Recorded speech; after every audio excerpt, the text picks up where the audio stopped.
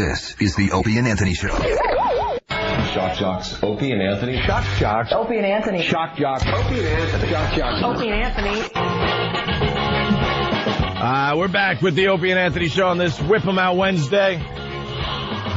Louis C.K. sitting down, joining the program today. In the office, we were talking about the O.J. thing. Yes. Good old O.J. We all got emails last night that we thought we had an exclusive. We're so lame, Louis, when it comes to exclusives with this program. We get these emails like, hey, man, we got a copy of that O.J. book that wasn't released.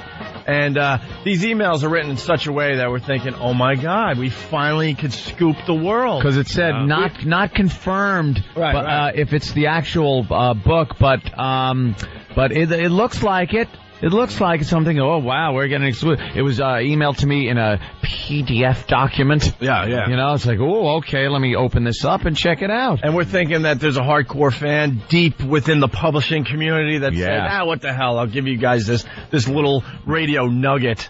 And so we got a little excited. We're thinking, okay, we'll be the guys that break the whole OJ thing. Read some excerpts today. And we open up the paper. It's like on page 3.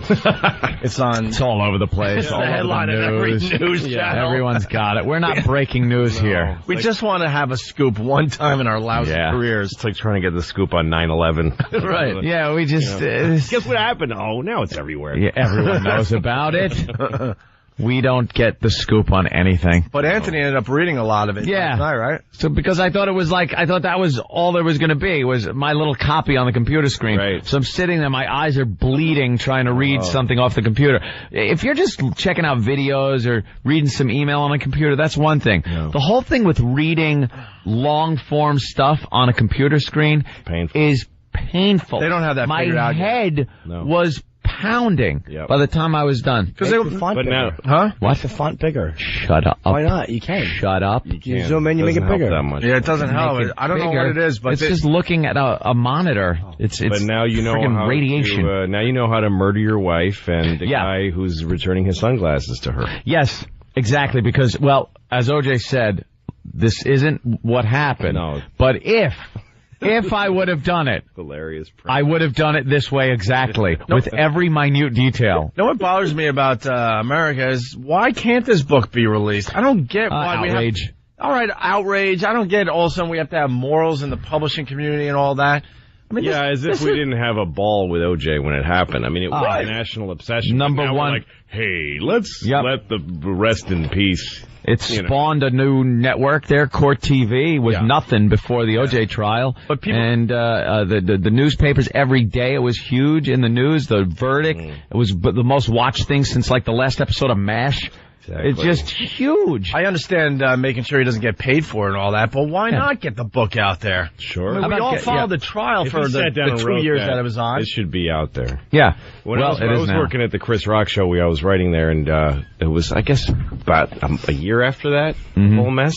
And Chris had this idea to do the first interview with OJ, and the idea was going to be this exclusive, okay, now we can ask you, finally, who do you think should have won the MVP for the AFL? It's not going to be all football questions. Just football questions. Framed as if this was the big... And OJ was dying to do it, of course. I'm sure. Why did it happen? Because we didn't want to be the ones to let him back into having fun. Society. Like, we didn't want to be the ones to let him in on a show. The scarlet murder letter on him. You don't want to be the one that kind of gives him any credibility. Yeah. Well, Anthony read a lot, and what you were saying in the office was pretty interesting. Well, I skipped through all the crap at the beginning, which is just his relationship. First, it's like it just starts with like a little history on OJ. Who cares?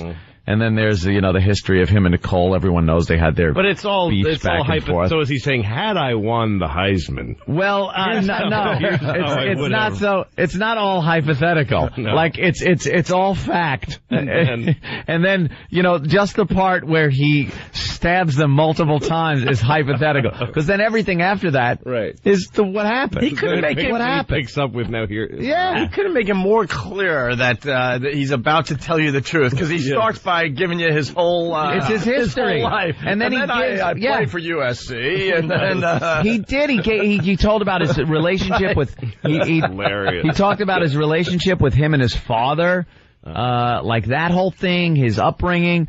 And then it gets to the evening in question, I think was the chapter. But that really is funny, you know. It's like, look, I know people are going to think that I'm just making this up to have a little fun or whatever, keep my name out there. No, I'm going to give my whole all the life history, where I was born, where I was raised, where I went to high school. Biography. Yeah. One chapter that has to have just changed language. One thing that's, just if I did do it, this is how I would have done it. Right, after all the facts that he just gave. And it doesn't even work. Saying that my father and I were a little distant. Right, had we been, here's how it would have manifested itself.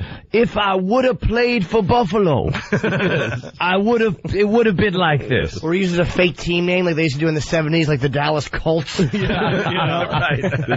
Buffalo Williams he played for. The Denver Balloons or something. It's really too bad that this book isn't going to see the light of day. Well, now it's going to see the light of day. Everyone will see it. Is this the whole book that is now out there, Ant? Yeah. This is the whole book? Yep. All right, so now you can read it for free. Yeah. That's actually better, though. This is actually a very small book. So he's not making a... The book's 2 pages? This is just 1 page of the... he's not making a profit from it this way. But what's the... I don't know why they wouldn't publish it. Mein Kampf is published. They make Hitler's memoirs. Problem? See, this is about a black guy killing a white woman. Right. Way to put it in perspective, Lou. Maybe if OJ had a funny little mustache, people would give him a little more God, but this is all... Nicole came at me swinging. Yeah. This is not put in any... It doesn't say, had she come at me swinging. No. It's not put in the way... He just puts a disclaimer at the beginning of the thing and says... I made it up. Look, I'm going to do this... oh, my God. He goes, Nicole came at me swinging. Get the out of here, she said. This is my house, and I can do what I want. Not in front of my kids. You can't. You. No. You. I gave you everything you could ask for, and you it all up. She came at me like a banshee, all arms and legs flailing. I ducked, and she lost her balance and fell against the stoop. She fell hard on her right side. I could hear the back of her head hitting the ground and lay there for a moment. She lay there not moving. Can I ask a quick question here? Yes. In the autopsies, did they mention that she had a head injury? Yeah, it was almost off. Well, no, we know that. We know that, but I mean, was there bruising in the back of her head from the fall? That would be an interesting thing to look at. Was that severed head damage? Yeah. Right. Was it dropped before or after it was removed from her body? Good point. It's like when you said that you'd turn in an iPod for a warranty. Was there water damage? Before They were probably arguing, and he probably punched her in the face. Like, he didn't flail and trip. He probably punched her in the face. Also, here's the worst part: is he's getting his side of the argument in here. Like, he's saying, look, folks, the real message of this is, hey, I gave her everything she wanted. If anyone doesn't see this bitch deserved it, that's pretty much what he's saying. He's getting his side out. He's trying to sway us.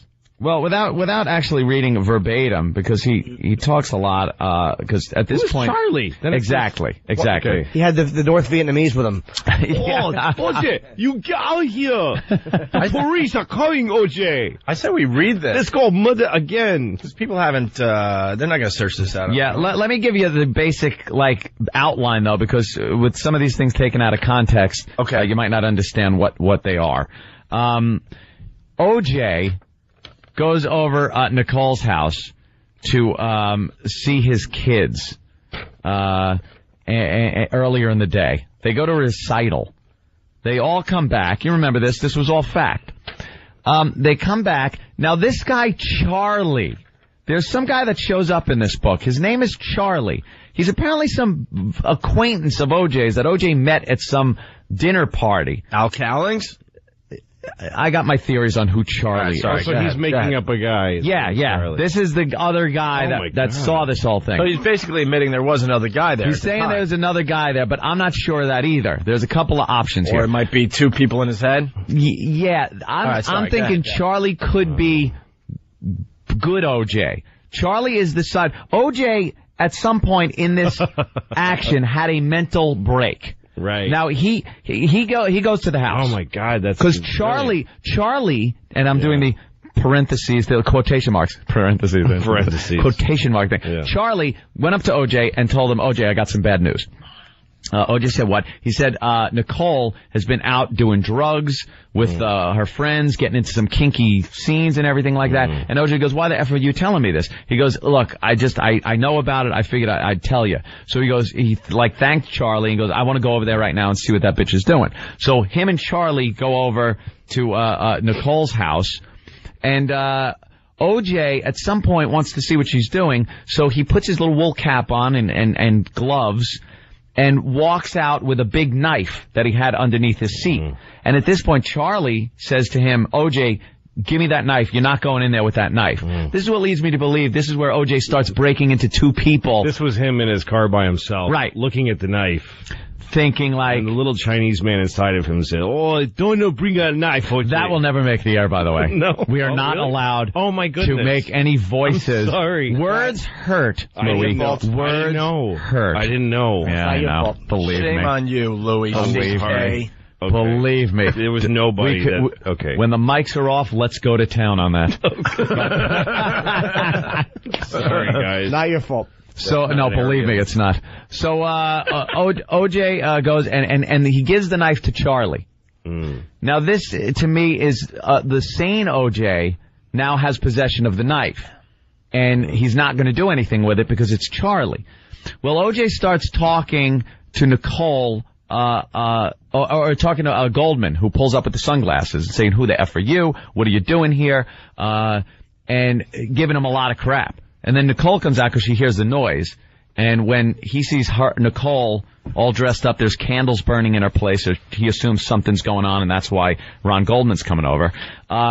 He starts thinking back to the whole day, he says. Like going to the recital, this, that, the other thing. He flashes back throughout the day. And then when he comes up to the point he was at during that day, which is standing there, he's got the knife in his hand. And he's covered in blood, and Ron Goldman is dead, and Nicole is laying on the ground dead, and Charlie's going, OJ, we gotta get the F out of here. Yeah. Charlie, his acquaintance he met at a dinner party, who's now a murder accomplice. Yeah, you know what I'm wondering is if Nicole or Ron did they say anything to Charlie in the story? Did they react to him? No, because Charlie Durden. Invisible. Charlie Durden was not spoken to. so he's invisible. He's invisible. You're he's right. My invisible friend Charlie. Yeah. So the only thing I have about it that it's not this. Like, OJ suffered this break at that point. I think that's exactly what happened. That's why he was so able to distance himself from the actual murder and actually convince himself that he didn't do it. Because there was this Charlie character who is the rational OJ, and then OJ, who was the irrational, murdering OJ. And for that moment, he turned into the other guy, where Charlie was trying to stop him from doing this. Yeah. So OJ strips down to his underwear and socks. And takes his clothing, rolls it up, rolls the knife up in it. They drive the Bronco, him and Charlie, back to Rockingham. Then he takes the bundled up bloody clothing and the weapon, gives it to Charlie, and says, take this and get rid of it. I want this gone forever. So, and no one knows who this Charlie is or where this stuff ever ended up. I didn't want to make up stuff like that. This is all made up. But I didn't want to make up where the weapon ended up. I didn't want to, make it up. Because the police might start digging there and find a weapon. So he gives it to Charlie. And Charlie, then he gives instructions to Charlie. He goes, look, the limo pulled up. When they pulled up to Rockingham, they saw the limo pulling in. And OJ goes, oh, crap, the limo's here. We got to pull around the side. He goes, I'm going to sneak in. You take this stuff, get rid of it. Later on, when the limo pulls out, you pull the Bronco into the driveway, hit the gate, and run out before the gate shuts. And then I'll just say it was parked there the whole night. Oh, my God. So that's what he did. And you think the blood spot might have been from Charlie, quote-unquote, hitting the... From it could have been Charlie. It could have been this. Well, apparently, though, Charlie left it out on the street.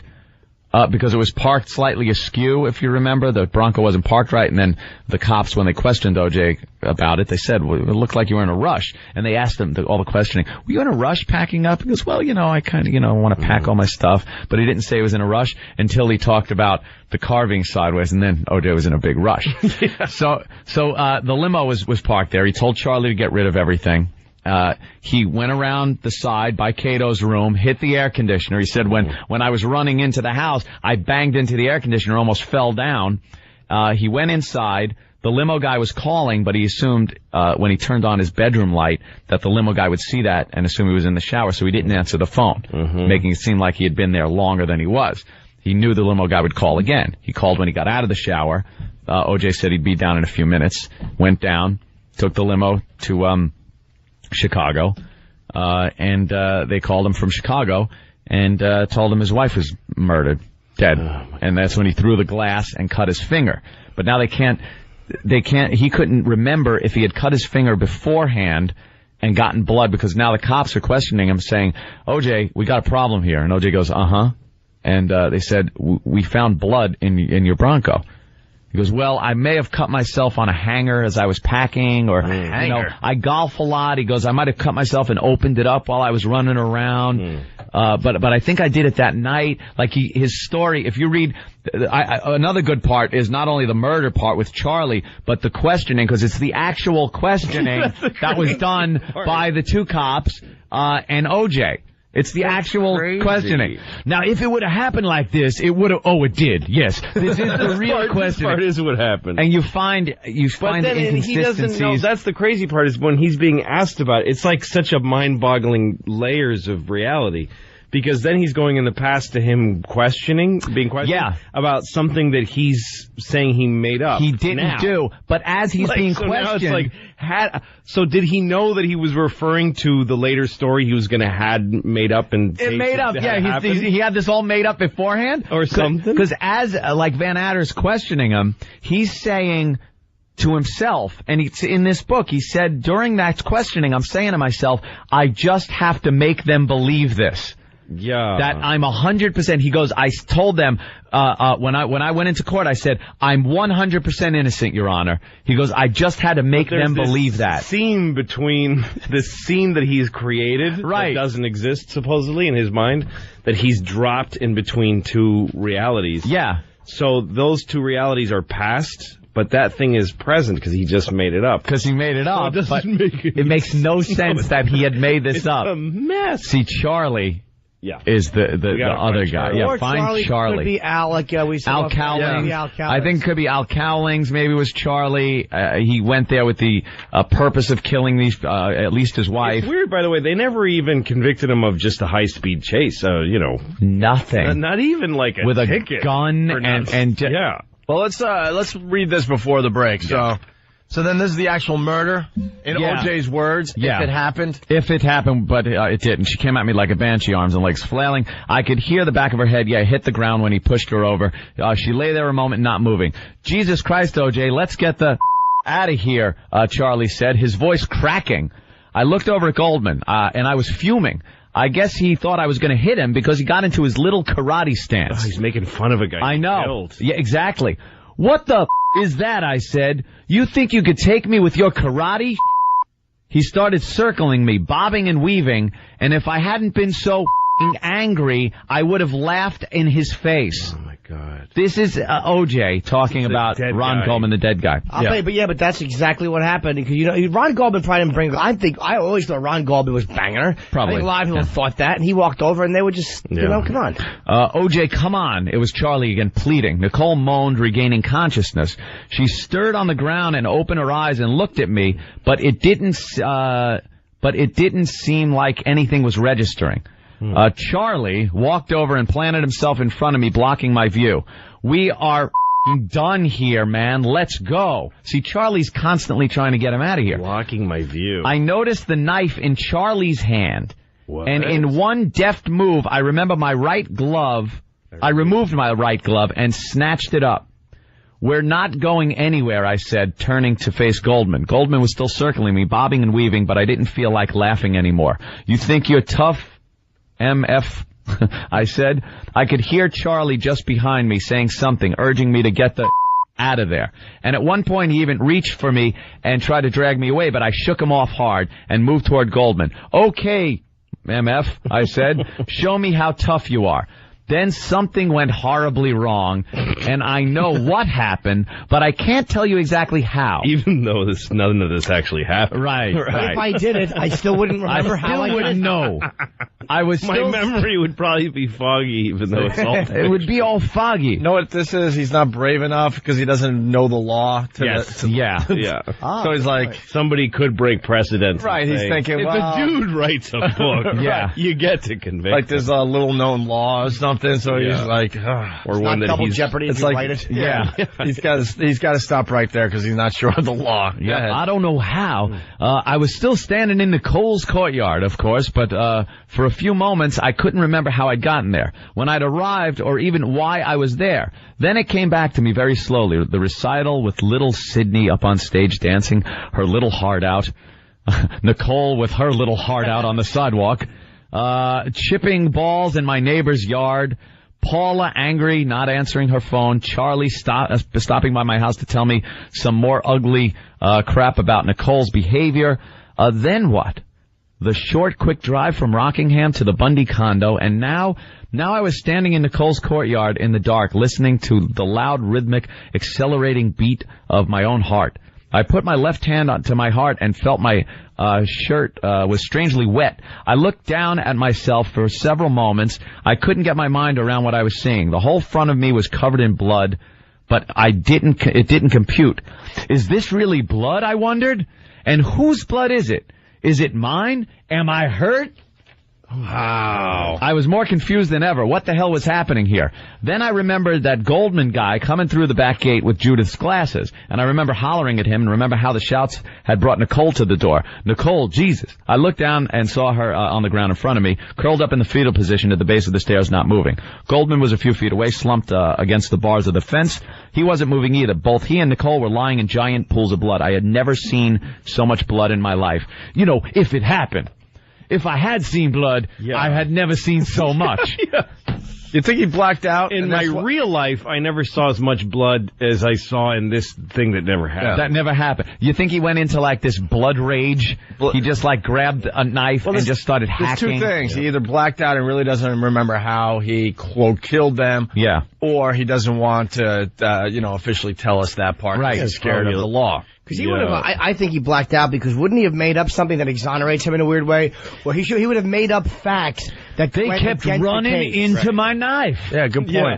That is a good point. Exonerate yourself. Charlie did it. But he would have made up facts that... It's interesting how Charlie, disappears from time to time in the story. Charlie just, goes away. Comes and goes. Like, the whole time he was nobody else can butchering these people, Charlie wasn't doing anything? We gotta take a break, but I want to get through this before the break. Okay, part 2 of what would have happened. No, just finish up. Finish this up. What the happened here? Who had done this and why? And where the was I when this went down? I was like, part of my life was missing. There was like some weird gap in my existence. But how could that be? I was standing right there. That was me, right? I looked down again at myself, and the blood-soaked clothes. I noticed I had a knife in my hand. The knife was covered with blood, as were my hands, wrist, and half of my right forearm. That didn't compute either. I wondered how all that blood had gotten all over the knife, and again asked myself whose blood it might be, when suddenly it all made perfect sense. This was just a bad dream, a very bad dream.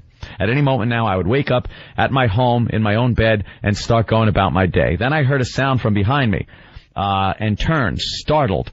Charlie was standing in the shadows, a few feet away, his mouth hanging open, his breathing short and ragged. He was looking beyond me at the bodies.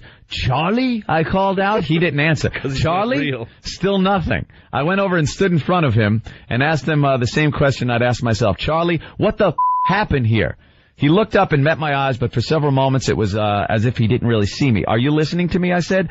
I asked what happened. Charlie shook his head from side to side, his mouth still hanging open, his breath still short and ragged, and in a voice that was no more than a frightened whisper, he said, Jesus Christ, OJ, what have you done? Me?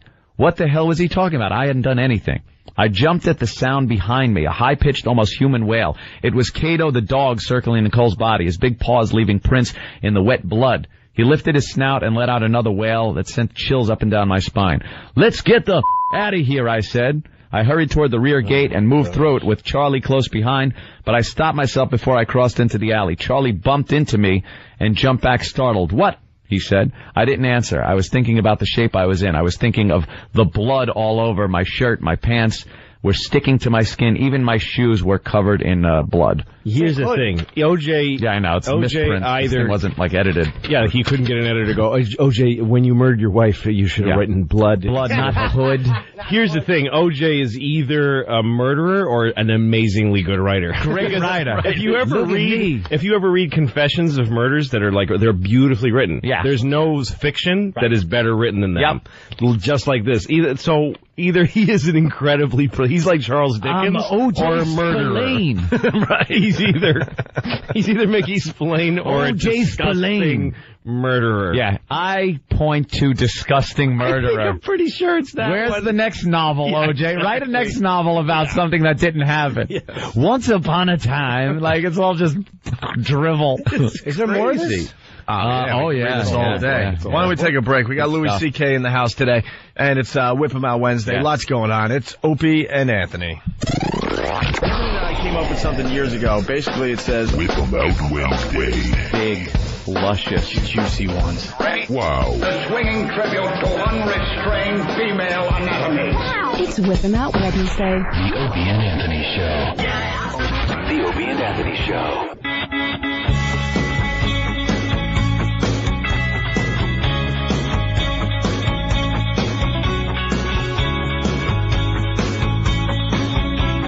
discussing this OJ thing through the commercials. Yeah, well, me and Louis C.K. have been hashing it over, and we're going out on a limb and saying OJ did it.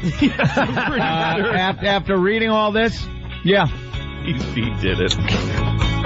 It's riveting. It really is. We are just laughing at the fact that this OJ is not this good. He's not an amazing writer. He's not. This is material from a great author. Yes, two people tell stories beautifully. Some authors with incredible imaginations, and people that really did stuff. Really did stuff. Simply tell you what happened. Right. OJ has never, as far as I'm concerned, I don't know. He's never written a book, has he? He's never written fiction. No. You know what? Louis C.K. makes a really good point because it's a little known fact that we're starting to, write about our careers and stuff. And it comes so easy. Yes, yeah. We got 40 or 50 pages done of just stories. We're not really sure where we're going yet. I could rattle out like things that have happened in my life, like a typewriter. I got, like no Even problem. When you tell stories about your dad and your home life, it's incredibly interesting because you're just telling what really happened because you were there and it happened. I was there, it happened. But if you had to write a story about a family or about two guys on a radio, I couldn't do it. No, it would just be like, and then they got another show. Yeah. That was nice. But that's the point I'm trying to make because I have attempted to do other writings. It's like, oh, this is garbage. And you read it, it's like, this is awful. He jumped into the car and turned the ignition key. Yeah, right. This sounds stupid. Right. Yeah, exactly. Yeah, but if you murdered somebody, that kind of memory is so etched. So that the memory of getting in the car and what you felt as you started. It's compelling. It's really compelling. It's written in a way that is very compelling because it's coming directly from the mind of the guy that killed these two people. Without a doubt. Yeah, we wrote about the Voyeur bus. It came really easy to us. Really easy. Yeah. Because it happened. You didn't have to make up stuff. And try to over-explain and he's writing things details. He's writing things you wouldn't think are interesting. Yes. And you wouldn't think me mumbling, oh my God, why did you do that? You wouldn't think to write that as an interesting fact. Well, that's exactly it, is that if you were writing about a murder that you didn't commit, then you would just say, I cut their throats and threw the knife away and ran off. Right. The moment, if you really cut somebody's throats, the moment you'd never forget, and that would feel like 10 pages long in your head, is just standing there, looking at yourself with blood all over your body. When it's over. And knowing that, not understanding why or how you did it, and feeling like this moment is the moment I'm going to live for. He's still living that moment. Obviously, he's written it. So I think that moment. That's probably why you don't get this description of the murder itself. We were saying during the commercial break, if you want the description of the murder, because you're getting this blacked out OJ, 1 minute he's yelling, the next minute he's standing there covered in blood. If you want what happened in between, go to the trial transcripts, and forensics will tell you exactly how both of those people were killed, how the knife moved, and how they were standing. They know all of that. That's what everybody already knows. So they know that. But what you don't know is what it felt like. It felt like. And if I could equate it to something, it might seem a little weird and like we would do, but sex itself. Yeah, sure. When you and I and Jimmy have sex? Yes, all the time. It's great. Take some kind of like kinky sex act you do, or something, you're a little drunk and you decide to shave stuff off, or you do something that's really like a lot of fun, sexually exciting, and then once you're done, once the moment of truth is done and you look around at the bed and there's toys on it and like clippings, hair clippings, and like just all kinds of crap, and then you go like, oh God, what a weirdo! You know, and the cleanup part is all degrading. Yes. Like that's the part that sticks out in your head. Like, you gotta wipe things off and put them away, and that's the part that's like, ugh. Pint of Haagen-Dazs in the corner. Oh God, what did I do? Why speculate? Let's just stop the speculation. Yeah. When you're rinsing your mouth 30 times with hydrogen peroxide. Say it. Why? Dominatrix puts on her clothes. Say it. It seemed like a good idea at the time. Great idea at the time. But he was caught up in that rage, that sexual moment. Yeah. But then the aftermath is when you look around and go, oh my God, what happened? And that's the part that's like... No, that's what, like, me and Nick DiPaolo were talking about sex on the road, when you're on the road doing stand-up, and when you meet somebody and have sex with them. The moment that we describe, the juicy moment, that is the best part, is that metallic sound of the hotel room door clicking closed when she leaves. Like a tink, and you're like, yes! Room service, TV, shower. Mission accomplished. Yes, get her out! That's the moment you don't like, ooh, then she did this, that. You don't remember that. You don't care about what you did to your genitalia. The getaway, the escape. Here's the deal with the OJ book, too. I mean, if he's going to write like this, if I did it type of thing, and he didn't really do it, he would describe the murder in detail, because that would have been the juicy stuff. Yes. Yeah. To get to that point, and then all of a sudden I'm covered with blood... You wouldn't do that if you were trying to hook people into reading your book. Exactly you would actually come up with everything. So it leads me to believe, once again, that he either blacked out or he was scared of the law. Maybe. No, I don't think... I wasn't sure if this could, send him down a road. I think it's a little of both. I don't think he's scared of the law. So then he had to have blacked out. I think he knows he did it, but he blacked out. He's scared to absolutely say, I did this. Right. He's scared of that because, believe it or not, there's still public that accept him. Right. That don't think he did it, that let him into their restaurants and treat him like the star that he was beforehand, and he loves that lifestyle. I don't know who they are. Right, the Jews. That's right. Those apologetic Jews. That's right. But they don't, he doesn't want to come out and say it. Also, I think to get descriptive about exactly what he did, if it doesn't coincide with the actual forensics, it takes away the credibility of the rest of his story, which seems odd. Yeah. You would think you would want to not have credibility that I killed these people, but... sorry, go ahead. Because I have a question. Yeah, it just seems like he would want to keep everything consistent with the trial and everything that happened. But you're the one that read a lot of this last night. Do you think he blacked out during the murder? No. I don't think he blacked out. You just think he's holding back, like... I think he's one of those people that can get into that rage where, as you're doing it, you don't care. And then the second you're done, you go, that's how you get it Christ. Done. That's how you do it. Like normal people, you punch a wall when you're mad. You don't want to punch a friggin' brick wall. It's going to hurt your hand, dummy. Yeah. But you do it anyway, and then afterwards you go, why the hell did I do that? Mm-hmm. I think he remembers times a billion. I think he remembers what happened. I think he remembers. I think he wants people to know what this felt like so they can sympathize, so they can put themselves in it and go, wow, Without the barbaric part where you'd hit him again? He's just not, didn't go into Tasmanian devil spinning and just cutting people apart. No, he did it deftly. There were like slitting of throats. He says deftly. He actually brags about how deft he was. I took off the glove and grabbed the knife. And then I don't know what happened. And then I don't know know what happened. All I can tell you is I nailed that maneuver. That karate thing is interesting. That's really interesting. That to me is the interesting part of it. Is the karate that pissed stand. him off.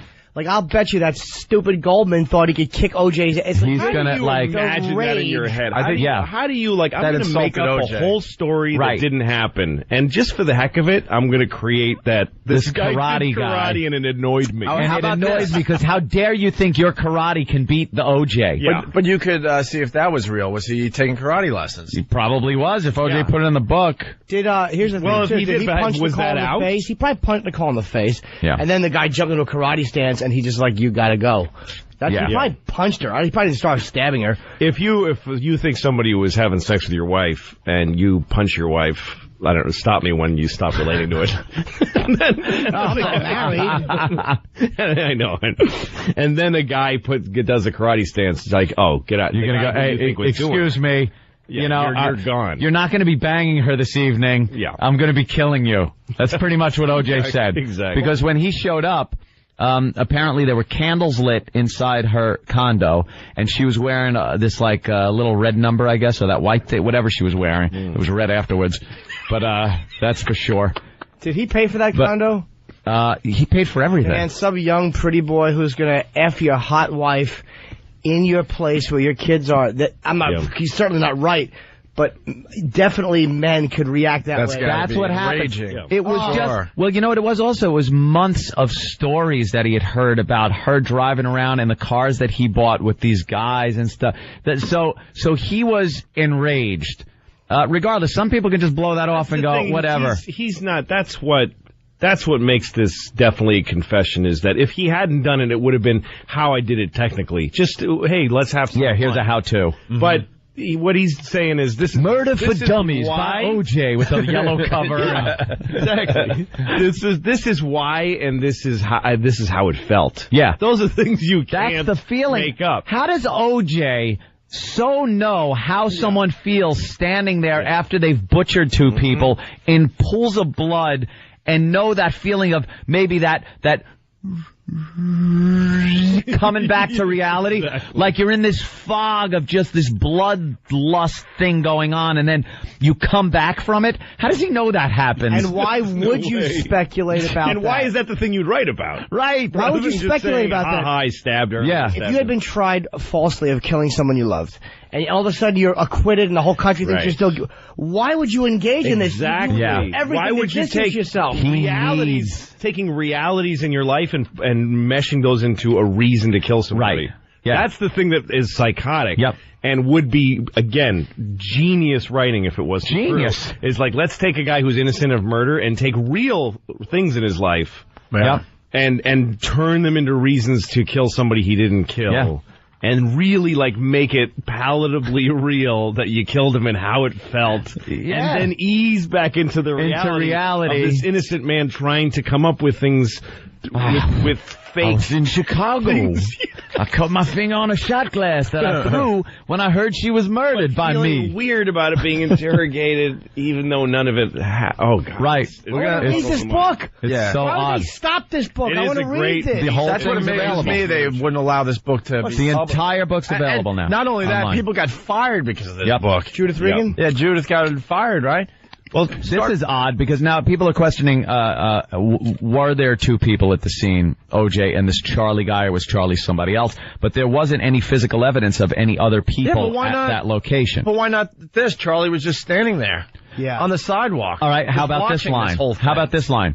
As they were walking away, when we last left you, OJ had just murdered two people. He was walking down the sidewalk, escaping the scene with his friend Charlie. Stop. I turned and looked behind me. Here it is. Behind me. Beyond Charlie. And saw a track of bloody telltale prints. Now remember, his shoes had left just a trail of blood. We're talking pools of blood. If you've seen these murder scene pictures, they are gruesome. Did the electric pools slide of blood. through a pancreas. Exactly. Just horrific scenes of carnage. And now he turned to look behind him and looked beyond Charlie, who's walking behind him, And Charlie didn't muss up any of the blood prints that OJ was walking. He's like, come on. That can be explained. If you're Charlie and you didn't go over there to murder people, and you see your friend like losing his mind, killing these people, butchering them to death, and now you're leaving with OJ, you're going to be careful where you're walking. You can't. It's dark. There's blood everywhere. OJ's leaving trails of it. So you're thinking that he should have stepped in one of OJ's prints on the way out? Absolutely. No way. There would be some evidence that guy was at a scene. You cannot be at that scene without something on you. Didn't he say he just met him at a party or something? Yeah, it was like a casual meet acquaintance. at a party who will die with that secret. Right. Who will dump clothes, who held evidence. Held the clothes. I was saying. And wouldn't just go right to the police. Exactly. I'm afraid of O.J. That Simpson. is, I barely know the guy. Charlie, take this and just get rid of it. Okay, I'm going to deposit it at the police department, and OJ. I'm going to watch this happen in the whole country for the next year. I would just be yesing OJ to death. Yeah. And then the second I left, find a cop and go, look, OJ just murdered these two people. Yeah. Here's the evidence you'll need. I had nothing to do with it. I told him about Nicole, and he went wild. I'm a witness to it. I'm willing to testify.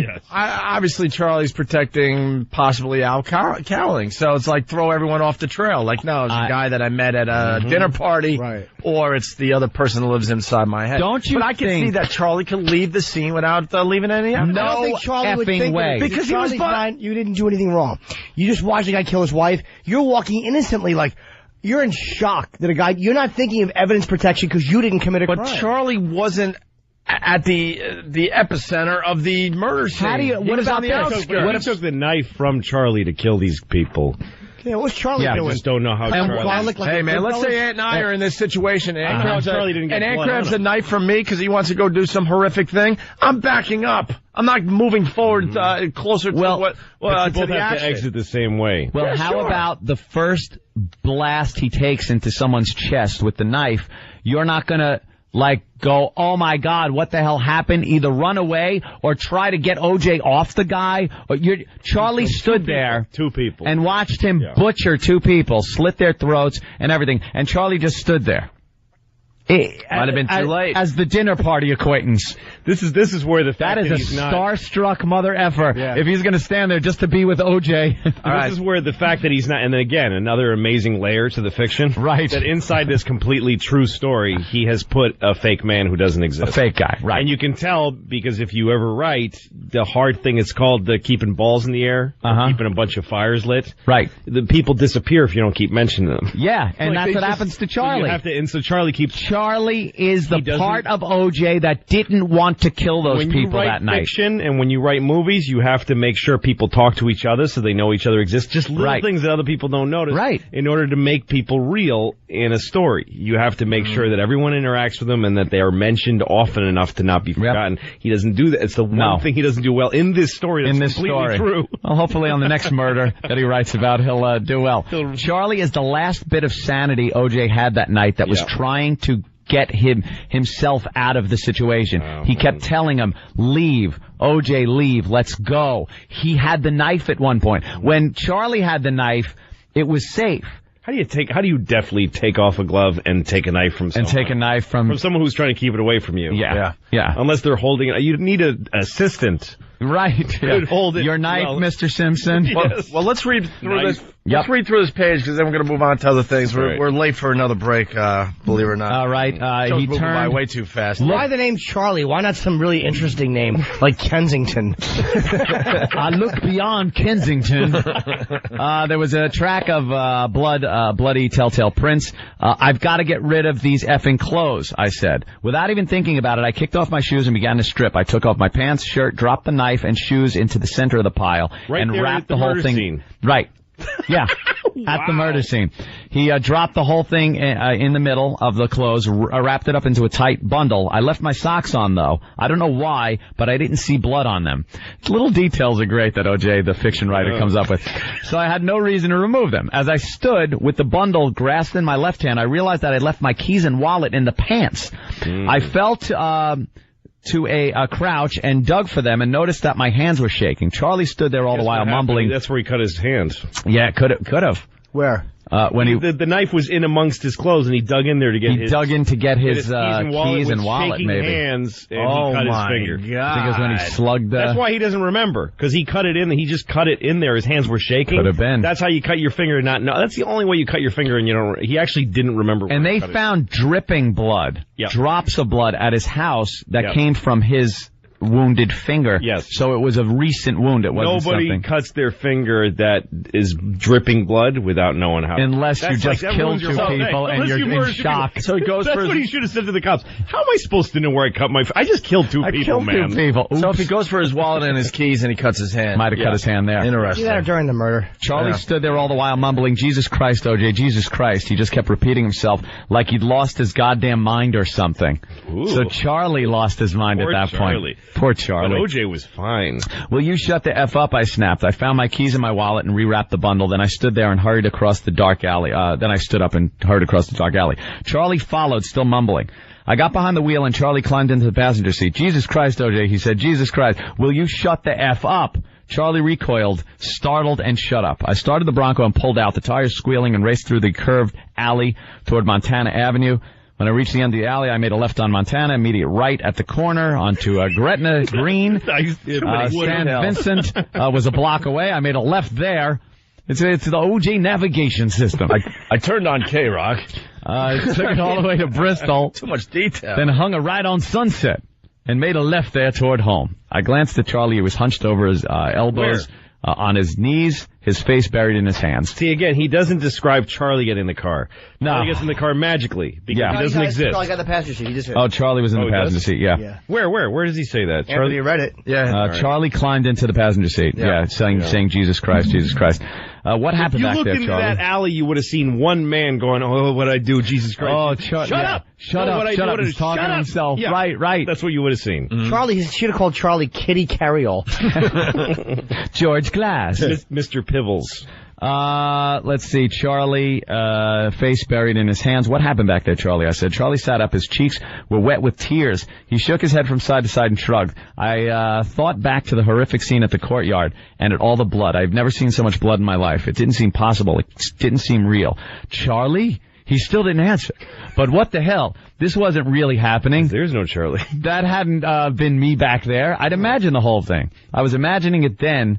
In actual fact, I was home in bed, asleep, having one of those crazy crime of passion dreams. One of those crazy I murdered my wife dreams I always have.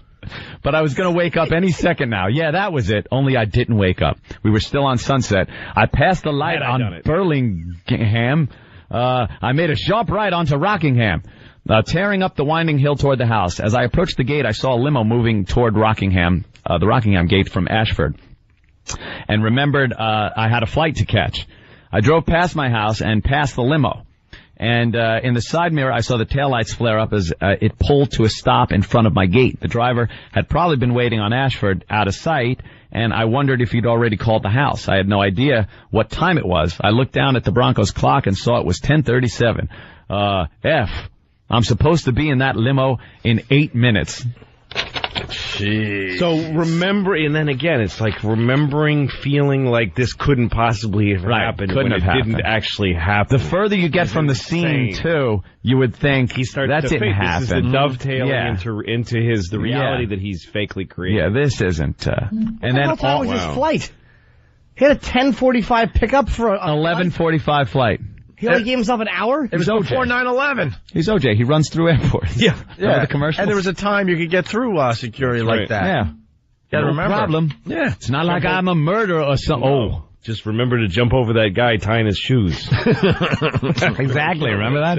Go, OJ, go. Well, we can read this all day. There's so much more. Yeah. Maybe later on in the show we'll get back on it. He murdered those people. It's available online. Yeah. Great read. It's a great read. Anthony read all night. I highly recommend the fiction writer OJ. Looking forward to his next works. All right, we're going to get into some other things after the break. Louis C.K. in studio. Louis, you promoting anything there? Shameless, my new HBO special is coming out on DVD June 26th. Very, so please very cool. buy it. I think a lot of our listeners will definitely buy that. Okay. Right now, for a random caller, if you're in the New York area, we got a pair of tickets to the premiere of Live Free or Die Hard on June 22nd at Radio City Music Hall. Of course, Bruce Willis is back as John McClane. The only way to live free is to die hard in theaters June 27th. But we got a pair of tickets so you can go to the premiere this Friday. Give us a call, 877-212-5762. Just make sure you can use the tickets because we're being heard all over the country. All right?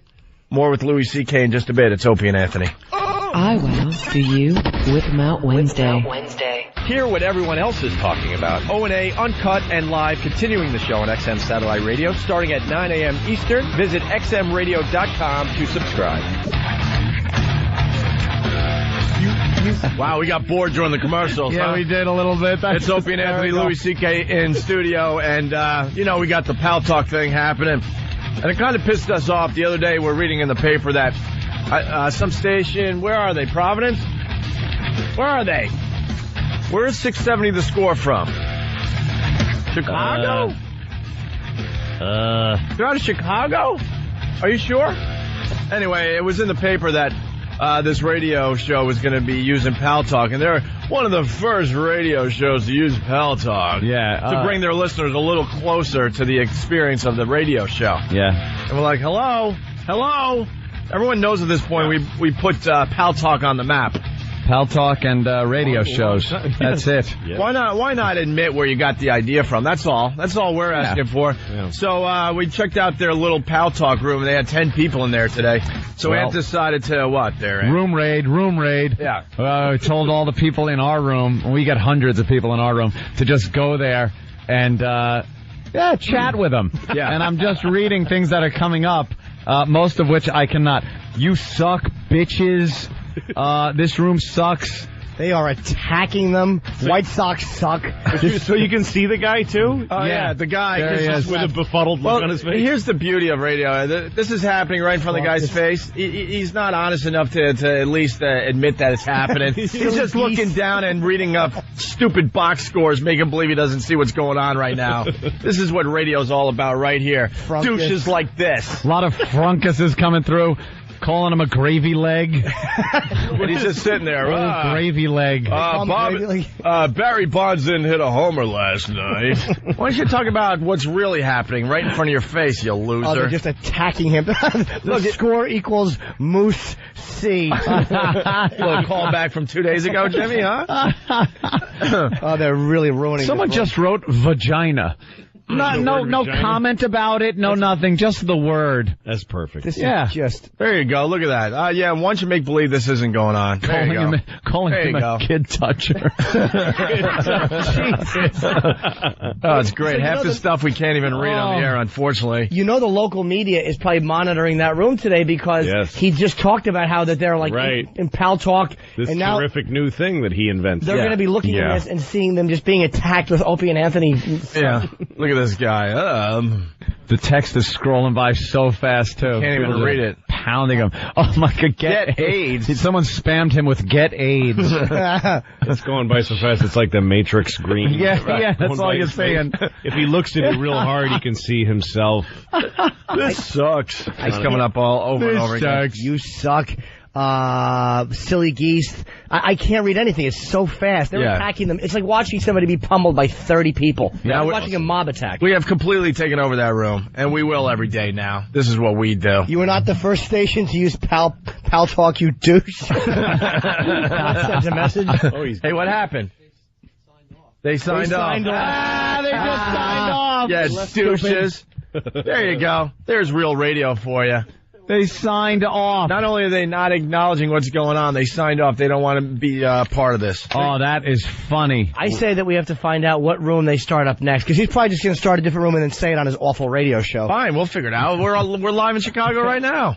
We got a bunch of people listening on WCKJ. Find out what the next room he signs on as. Now they're just attacking a room. They're just attacking each other. Yeah, they're a bunch of guys yelling Opie and Anthony. The Cubs win! Doing their John Sterling impressions. Mike North, 670 The Score. Mike's accomplishments include receiving the Entertainer of the Year...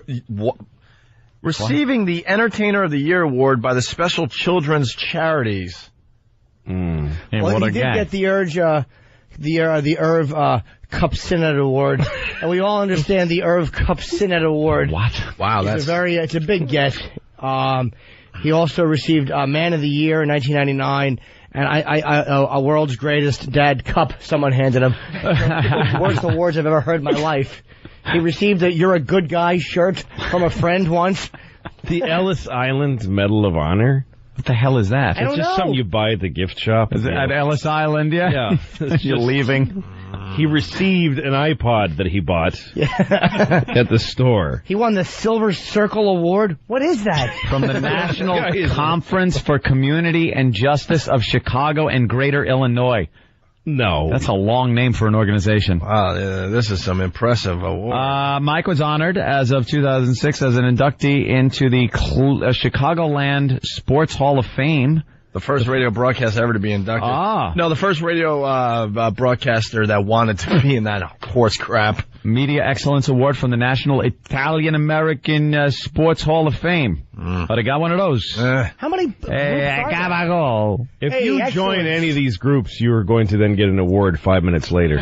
Because you just walk in the door and, oh, God, somebody came in. I like how he received an award from the Media Excellence Award from the National Italian-American Sports Hall of Fame, yet he's not proud enough to use his real name because it's Mike North.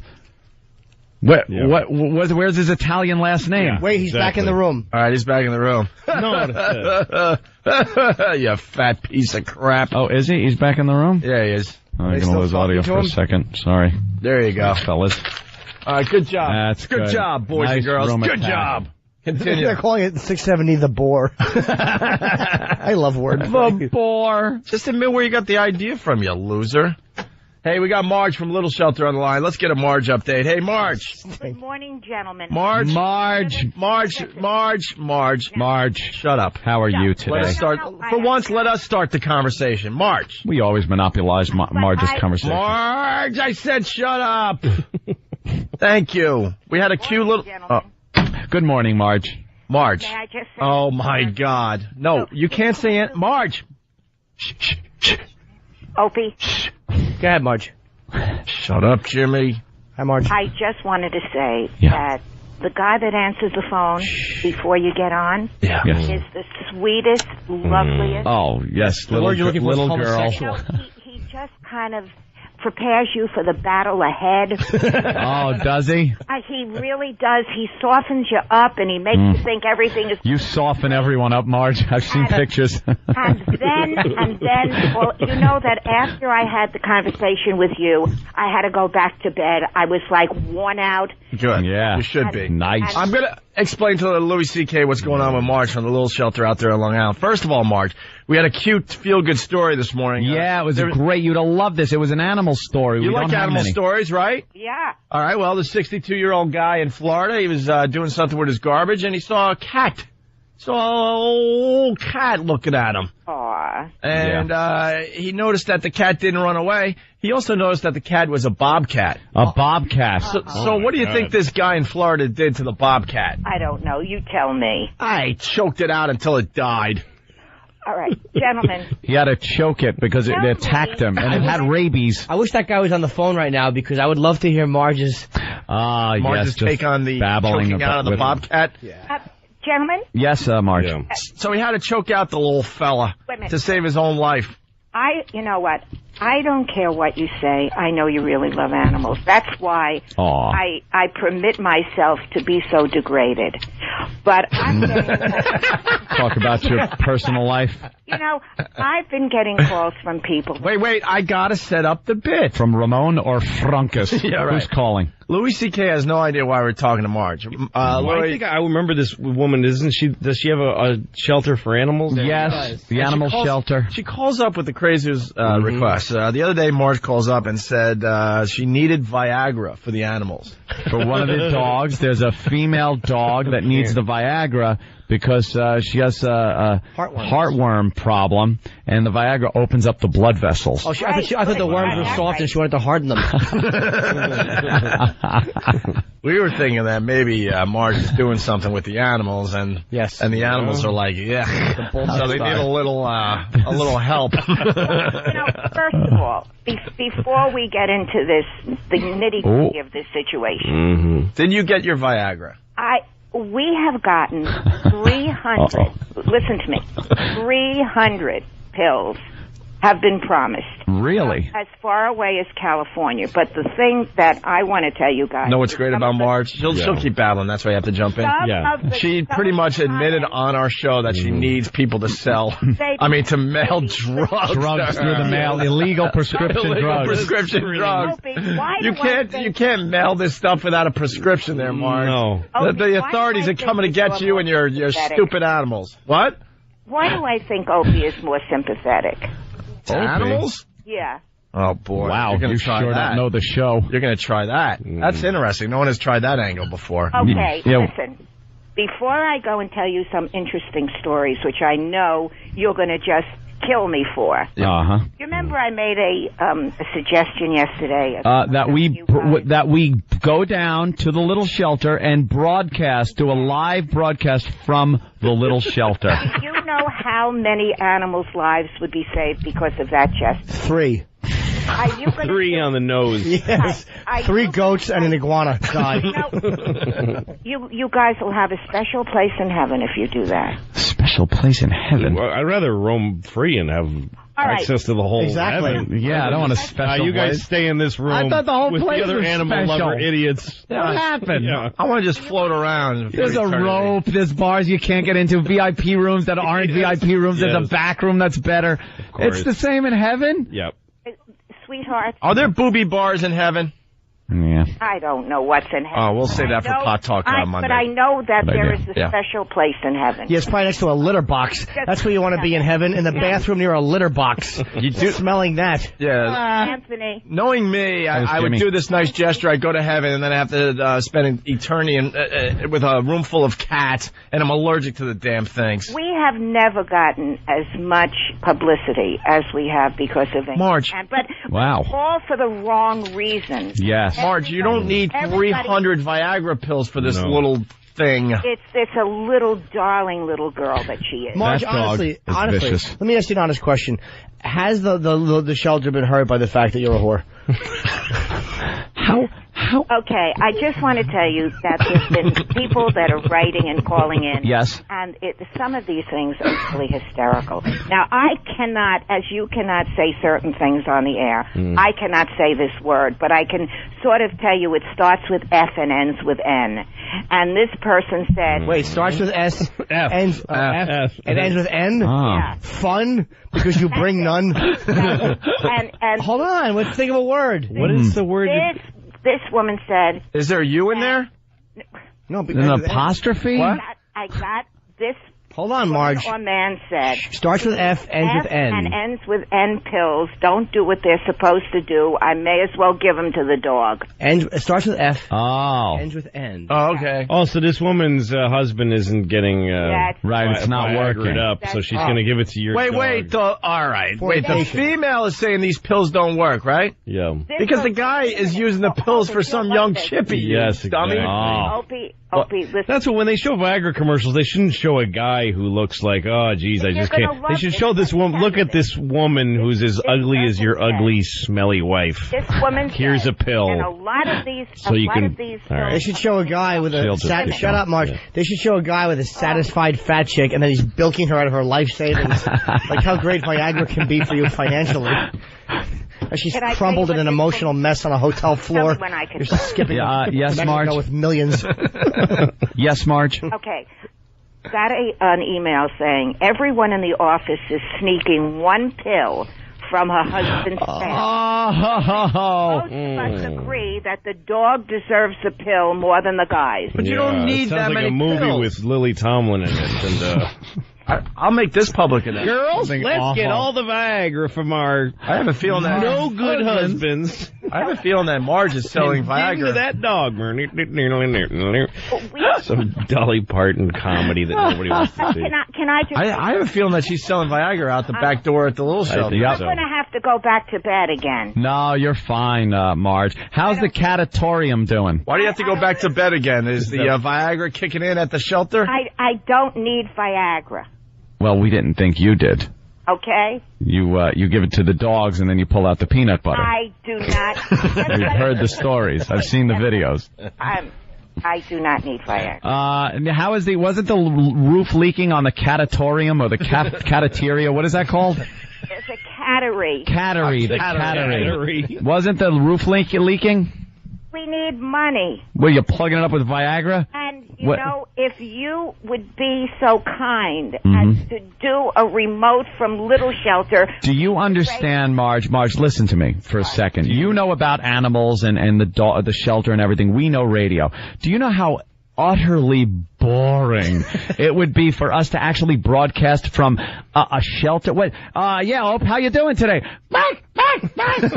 Just like yapping cats and dogs and hissing cats. What would we say? Give us a good break. I make you a bet. You direct right now. Give us a break that we would do from the little shelter. Go. If you let them kill 3 cats during the show. That's what I suggested. Yeah. Thank you. I bet you, and you can ask your producer and all all the directors and all the... Do you think we have directors and producers? Were you crazy? You heard this show before? It can't be. Really, none of your animals deserve to die to give publicity to the others. Just choose your 3 least favorite cats and kill them on the air, and your shelter will be gold-plated. Louis onto something. Yeah. If you choke out a cat right now live on our show, we will do oh my God, a remote. A remote from Little Shelter. You know there's one cat in there that you're just like, shut up, I hate this cat. Even Marge, there's one that you're just like, oh, I hate this cat. You know you're putting at least one cat down today because we know what you're really about. So why don't you just choke it out live on the show, knowing it's going to be dead anyway by the end of the day, and then we get some good radio, then we go down there and give you some boring radio. Now, we've been voted the best shelter on Long Island. Okay. Wait, hold on, Marge. Who voted? Yeah, who voted? I didn't get a ballot. Was there a booth with a hole in it? The people who gave Mike North the Man of the Year award. Yeah, they are. They're the ones who gave her the... Irv Cupsonet. What? Who is Irv Cupsonet? I don't know. Cupsonet. He's very big in Chicago. Don't say his name, and don't... No, that was the award. Oh, it was. Mike North received the Irv Cupsonet award. I thought he was like a reporter or something, a writer. Wow. I don't know. Maybe you know more than us about radio there, Marge. Maybe we should do a remote. Hey, Marge. You getting any action or what? Yeah, Marge. Let's let us know. A little bit. We want to know a little bit more about We want to know Marge. a little bit about Marge. You know so much about us. When was the last time you had a little romp in the hay? Yeah. Not saying. Come on. Come on. Now, who was president? No, you can ask me certain questions. With a non-white. When's the last time you rolled around with a non-white? Gentlemen. Yes. If you come to Little Shelter... How close did you get to having relations with a dog? Let's get into this for real. About my personal life. What? Oh? What?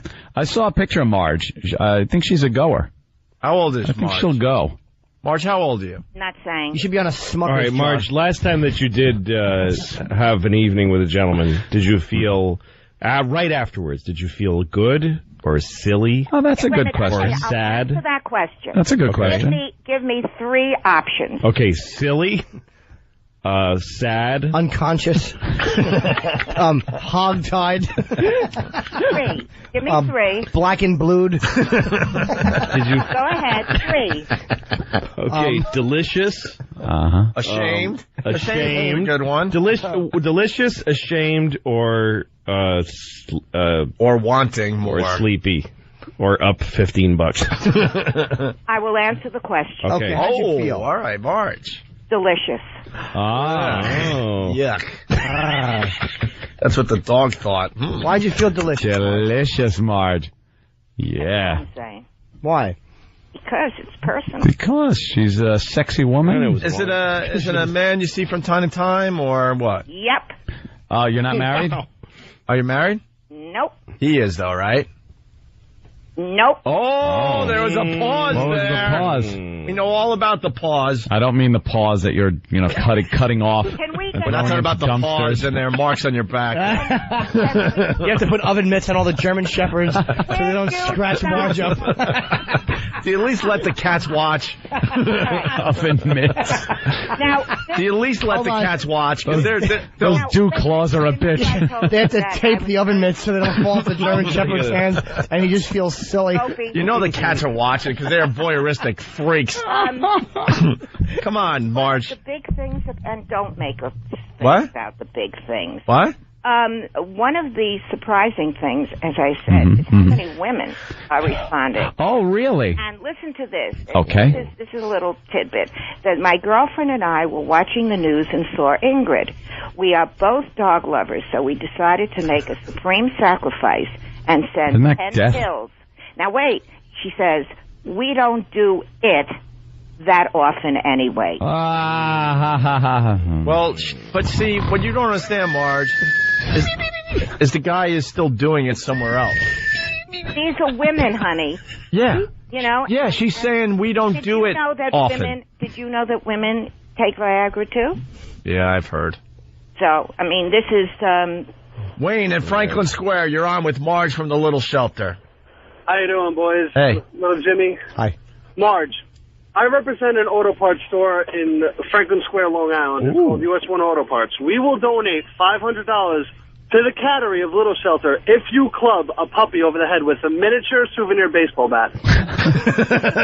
Marge, will you hit a puppy on his head with a little souvenir baseball bat for $500 for your cattery? This is an excellent... I would hit him with a club, and I don't want the $500. He should just pass away. No, not Wayne from Franklin Square. Wayne. A puppy. The puppy. Just pick one of the dogs you're putting down today anyway. Nobody touches a hair on any animal's head. Wait, let CBS make some money. Little Shelter. Hold on, let CBS make some money. How about with one of those Bud Light baseball bat bottles? Oh, See if nice. we can get it sponsored. How come, gentlemen, Yes. how come you Yes, don't Marge. put a call through from a person that understands our plight? You really well- you think the board is lit up? No, they are. You know, Marge is... But how about- Hold on, Marge. You're right. When you're right, you're right.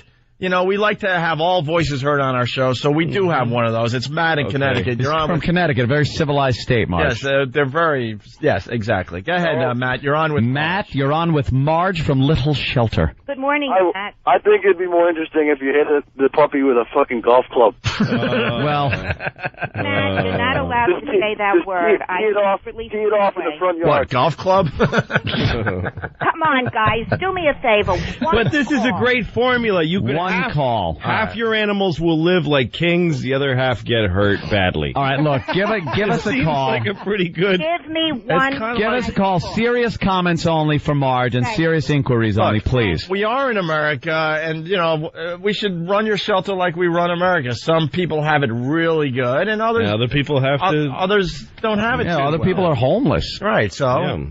I'm telling you right now, if you do something unusual to one of your pets at a Little Shelter, we'll open the floodgates. Other pets will then prosper. we'll never be able to see eye to eye. Marge, she's so rational. She's so solemn. Marge, Yes. think of this. Look, could you just get one of the dogs and just smack him across the face so he goes, "Bark, bark." Just one little yelp from the dog. That would be worth $100 from me. That's I'm throwing in another 100. Yeah, we got $200 right I'll give there. 500. $700 we're up to. I can smack Matt across the face. No, just smack the dog till it goes. I would. You guys. He'll forget he's a dog. He won't even remember why you smacked him. And then Marge. you'll have money for the cattery. I hit my dog all the time by mistake. Yeah. And she thinks like sometimes I'll turn it around and I elbow my dog. Shut up for a second. Like I don't even know this woman. I'll elbow my dog in the eye by mistake. That's an and accident. She yelps and looks at me like I'm sorry that I was standing the here. dog did something wrong. And I can't explain. My dog does not believe that it's an accident. My dog thinks I hit her on purpose. Right. And then I pet her on the head. And they forget it. How about we... I have sex with her, but that's another thing. All right, hold on. We have to take a break, Marge. I think it's only fair that we take a couple serious questions for you. Yeah, we're going to get a bunch of people that want to talk to you about the Little Shelter, so could you hold on the line throughout the commercials, Marge? Marge? Hello. You hold on through the commercials. Shut up. We have to go to a commercial, I Marge. know, but I have to take a whiff of oxygen. Oh. Are you kidding? Okay, do that. Yeah, you know what? That's Light what a cigarette at the same time. That's what half the dogs are saying over there, but they don't get that opportunity. Not now, oxygen. do they? Okay. Zyklon B that she's dropping through the cattery roof.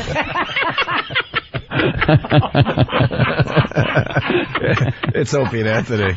It's Whip 'em Out Wednesday. Opie and Anthony just got me wild. I just got wild! We tell you how to get a wow sticker, but we can't plug the website. This is the Opie and Anthony Show. The Opie and Anthony Show. Just phonies all over the place. Good story, Louis. We'll have to... Phonies. I don't know if we have time to tell it now. It's Opie and Anthony, Louis C.K. in studio. His HBO special comes out on DVD in a week. June 26th. June 26th. Shameless. Nice. Tuesday. That's right. Everything comes out on a Tuesday. That's right. It's going to do very well with our audience. I hope so. I guess you, it's a good story. You got into a text battle with Mancow. Yeah, Mancow. I'd been on his show in Chicago before, and he liked me, and he took my phone number, so I always get these texts from him saying, hey, I'm going to be on Fox News, like he promotes to me and his other text pals, I guess. And and when Imus went off the air, the first thing he wrote to me was, I'm going to get Imus's job. That's what he really wants. Oh, yeah. Job. And then when he didn't get Imus's jobs, by the way, he's blaming us because he's basically saying now to the people that will still listen to him and think that he's not full of crap. They don't like me over there because I don't support Opie and Anthony. I trashed Opie and Anthony. That's why they didn't give me the Imus station. Yeah, that's why. He just lies through his teeth. He also said that CBS. I just saw something. I think it was either on online or in one of the newspapers. It was some that's what it was. Some real small town local yokel newspaper thing that was online. And he said that they offered him the job that we have right now. The one that replaced David Lee Roth after he replaced Stern. Right. They offered him that job, CBS. Yeah. And I turned it down because I didn't want to go to New York. Yeah, that's what you don't want to do. Yeah, but he would have come here to. But so then I saw him on Hannity when you guys got suspended. I saw him on Hannity and Combs saying they should be thrown off the air. They're terrible people. Liberals. Yeah, and here's to me, they're liberals. Yeah. Nothing makes me madder than a guy who's a radio personality. Hoping for somebody else to get censored. Exactly. It's the most disgusting, especially because he just wants the airtime for himself. Of course he does. He doesn't think that's going to bite him in the ass. Like, 2 years from now, he's going to say, fart and get fired. And get he fired. Doesn't know that it's going to get worse. And so I wrote him a little text just responding to his latest self-promotion and said, lose my phone number. I don't like you. You're full of BS. I saw you in Hannity and Combs. Go to hell. And he wrote back and said, hey, we're all full of BS. Sure. I'm looking forward to having you on my show and promoting your next project, like trying to remind me that somehow he's bred on my butter. Yeah. And I wrote back and said, no, really, lose my number. Don't write me anymore. You're a disgusting human being. And we went back and forth a few times. Louis C.K. get his HBO special on DVD this coming Tuesday. Right. Louis doesn't mince his texts. And buy my stuff. If you don't hear it here, I'll be promoting on Mancow now. Yeah, he's full of crap, and I think people are finally seeing what he's really about. Self-promotion, doesn't give a crap who he's going to roll over to get there, and doesn't realize that they're going to come after him next. Of course they are. He's a liar. He just lies. He's had so many more FCC fines than we ever had. Mm-hmm. He's done despicable things in his career, but he wants to make believe he's not about that anymore. No, and the great thing was that Sean Hannity defended you guys. He was like, not letting him do it. He's going, people can change the channel if they want. And Sean Hannity is a conservative. Yep. But he's rational. Yeah, Sean Hannity was great as far as our situation goes. Yeah. He was a sane voice on TV, and greatly appreciated that. The only one. We actually got to talk to him about the whole thing a couple of weeks ago. He's a stand-up guy. He's a good guy, man. He didn't. Whatever. Kennedy. We could get into it another day when we have a little more time. We got Marge from the Little Marge. Shelter. Now, Marge. Beat your dogs. Hi, Marge. From Beat the Little your dogs Shelter. for money. That's the promotion we want to do. That's what you should say. Beat a dog for money for the cats. Marge. It's like a cartoon. Marge, you promised me that you were going to have some nice calls. Yeah, right. we've been going through the calls for the last 15 minutes. It's very hard, but we've screened a few calls that are very supportive of you and the little shelter and your cause. Let me just ask one question, which is kind of like when you ask a woman like for $10 million, and then you go, now we're just negotiating price that whole time. Yeah. Marge, if we raised $1 million for you, contingent on you just slapping one dog in the face. The answer is no. Really? $1 million, but think of it, to sacrifice one dog's feelings for a second to help all those other animals. Think about it. Nope. That's like a hero dog. What about $100 million with which, if you had $100 million, you could save every dog and cat in the world? Yeah. You would literally save both species. We know that we can. You could change the name to the Big Shelter, finally. Marge, the Big Shelter. Marge, you're not sane. We do this with humans. Why not with pets? You would not slap a dog in the face to save are much thousands. Nicer than people that just love. How about Marge, how about this? Would you say for $50, take a thumbtack and stick a note to a dog's nose that says, I'm a dog and I suck? That little leathery nose, all wet. All he would have is a little red dot there for about a week, and he'd be fine. We're going to make Marge go back to bed again. You know this, right? Marge. Marge. Just remember this. You got 300 Viagra pills coming illegally in the mail to the little shelter, thanks to the Opie and Anthony show. Marge, can I ask you one thing? Blood on the note. For all the money you could imagine, would you just take a dachshund with those, or a basset hound, basset hound, right, with those big floppy ears, and hold the ears together above his head and staple them together so he looks silly? Yeah. No, but I would staple your ears. No, you didn't. No, you didn't. For $100,000, would you take a dog's face and just look at it and say, "You stink"? Yeah. Would you even talk to a dog mean? Yeah. For $100,000. For $100,000, would you talk would mean you tell to your a dog? favorite dog that he stinks? Wait a minute. Let me think, because sometimes it's the tone in the voice. No, you have to sell it. You got to sell it. No, you got Marge, you got to sell it. $1,000. Sell it like you're yelling at a guy who didn't satisfy you in bed. $1,000. I could say something to like what? One of my little friends like this. What would you say? Honey. No. Honey. No, Marge. It better be, honey, I'm sorry I chopped your nose off. Can't start an insult with, honey. Marge, let me ask. That tone. You made an offer. Now, let's see if you're going to stick to the... I didn't make an offer. I said if. All right. The key word was if. So these are hypothetical situations like O.J.'s murder. All right, then here's a hypothetical answer, okay? All right, hypothetical answer. For $100,000, right? Yeah. I would take a little face in my hand, and I would say to that little face, with a smile on my face, "Aw. Oh, sweetheart. No. I really don't like you that much." Wow. I would almost pay that. That's almost good. That's almost good. I would pay $100 for Where's that. the $100,000? We said if. I said it was hypothetical. For that, I would give you $100. Marge, you got the 300 Viagra pills coming in the mail illegally. Yeah. Remember that. And when they bust you for drug trafficking, leave our names out of it. How much ecstasy you need? That's going to be shipped to the little shelter. You're going to have mobsters coming to the back door looking for dope. Marge, here's a real offer.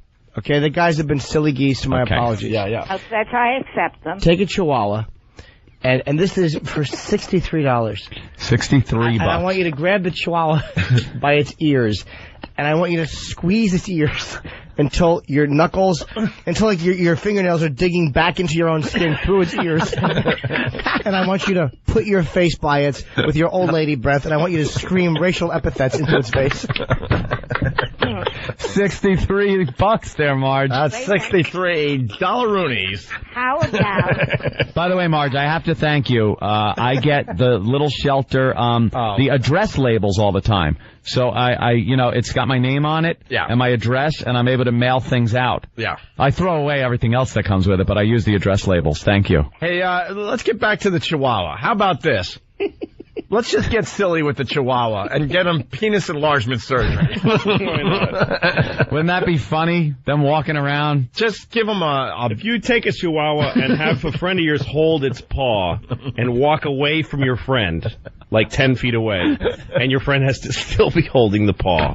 And you have to still have the Chihuahua in your hands. You can figure out how that's done. You could have $88.42. Wow. Marge, let's calm you down. Marge, let's calm you down a little bit. We're running out of show on this side of the Opie and Anthony program. We got a little song we want you to hear.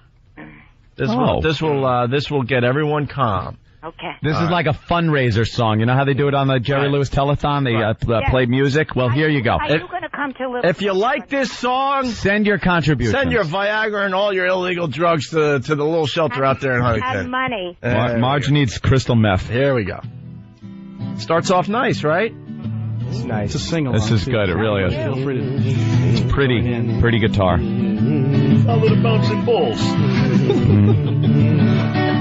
When the game of life makes you feel like quitting, it helps a lot if you kill a kitten. Mark my nice song. words, 'cause from where I'm sitting, you can't go wrong if you kill a kitten. Listen close, Marge. I don't. Here comes this part. You'll love it.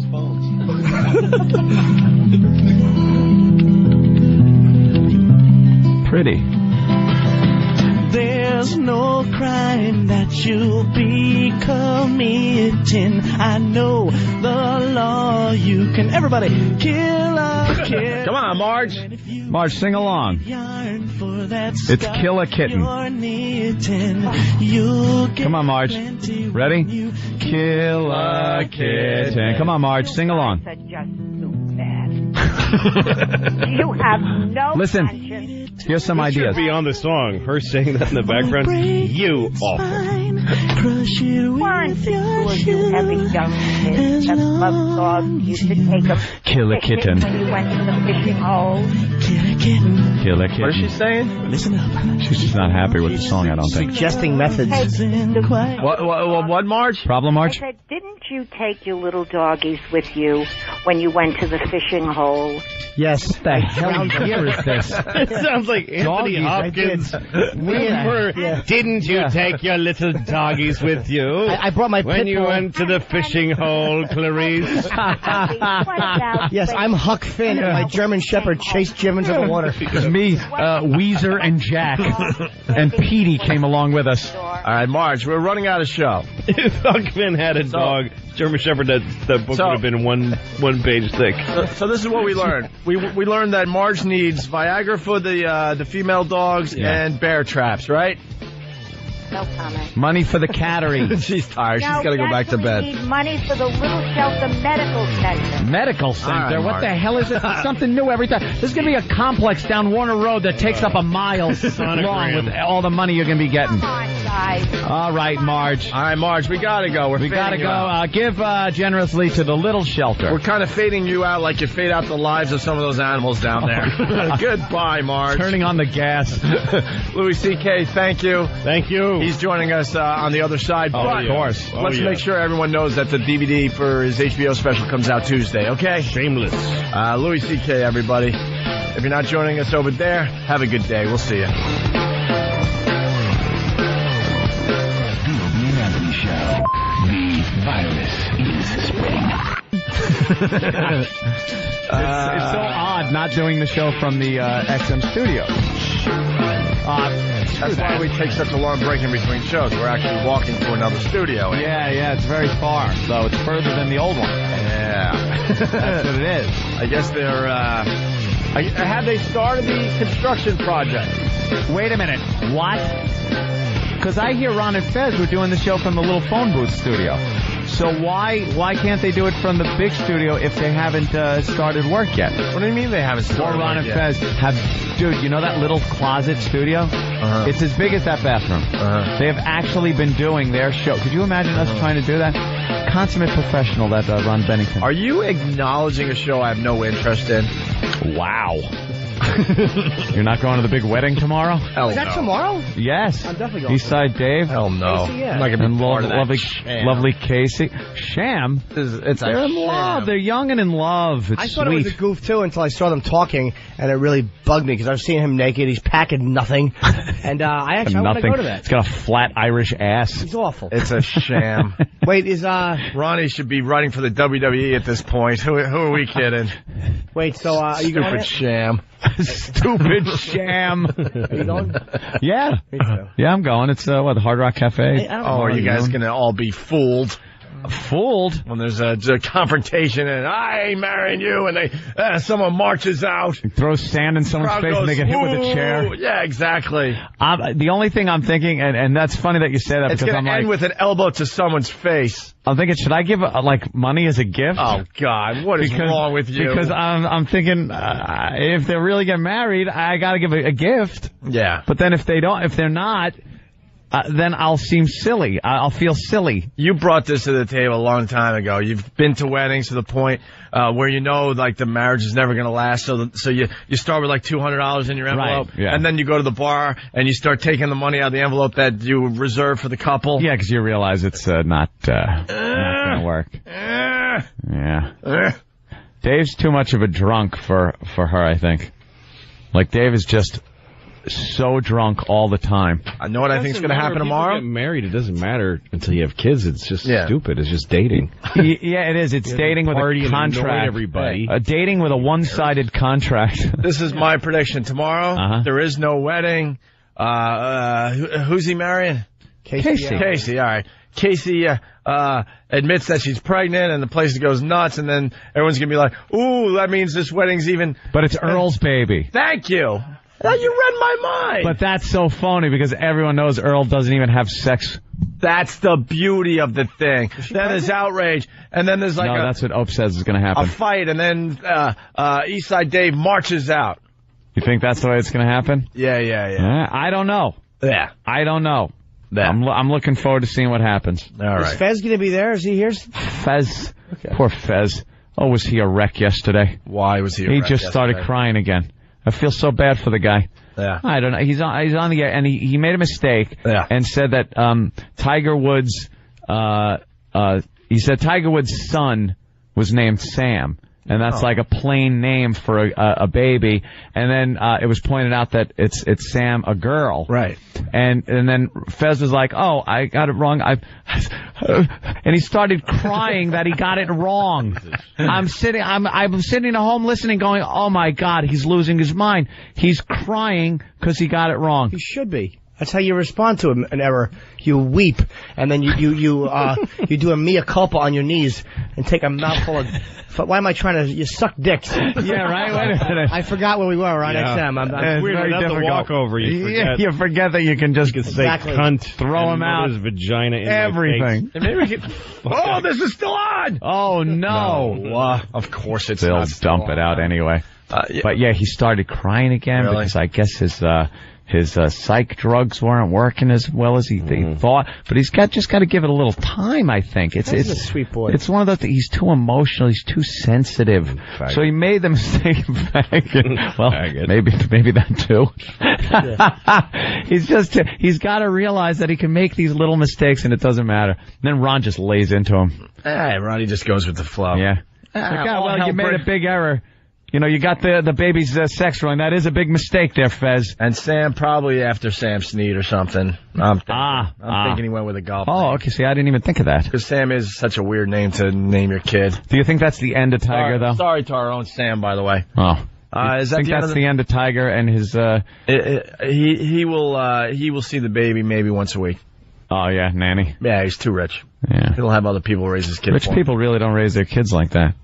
Yeah. Have a putter in his hand and just 100 peek. That's an investment. Yeah, he'll hold the baby every once in a while when it's all cleaned up and it's burped and stuff. That is an investment right there. Him having sex and having a baby is like buying a stock. Yes. For him. You hand that kid a golf club, and that is it. Yep. In a few years, that kid's going to be doing commercials. All he got to do is get old enough he's just got to be old enough to swing that club. It's a girl. And the endorsement deals. Him? It's a girl, Sam. Oh, I said him? Yes. Are you going to start crying? I'm sorry. I'm an idiot. I made that mistake with a mouth on my dick. I didn't cry. I thought it was a her. Someone is suggesting that it was a fabricated dick. Yeah, that deserves tears when that happens. Oh, Jesus, it's a guy. Someone is suggesting that Dave and Case's limo may blow up. Oh, now that would style. be interesting. WWE style. Why not? Well, that's fantastic. Well, I wish him the best, and tomorrow I'll be there to watch them show each other how much they love each other. I don't know those people. Good luck to everybody at that sham. I don't care if they all die. Sham. If they all die, I don't care if the place burns. I know them, and I feel that way. I hope the exits get blocked and then there's a fire.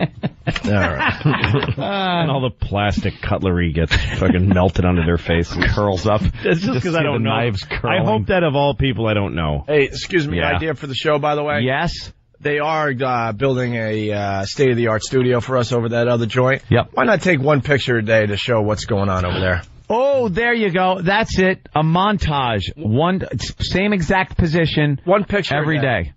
And then you can run them together and play that Why is everyone horse pointing at racing each other? music. Yeah. What? Are we going to do this?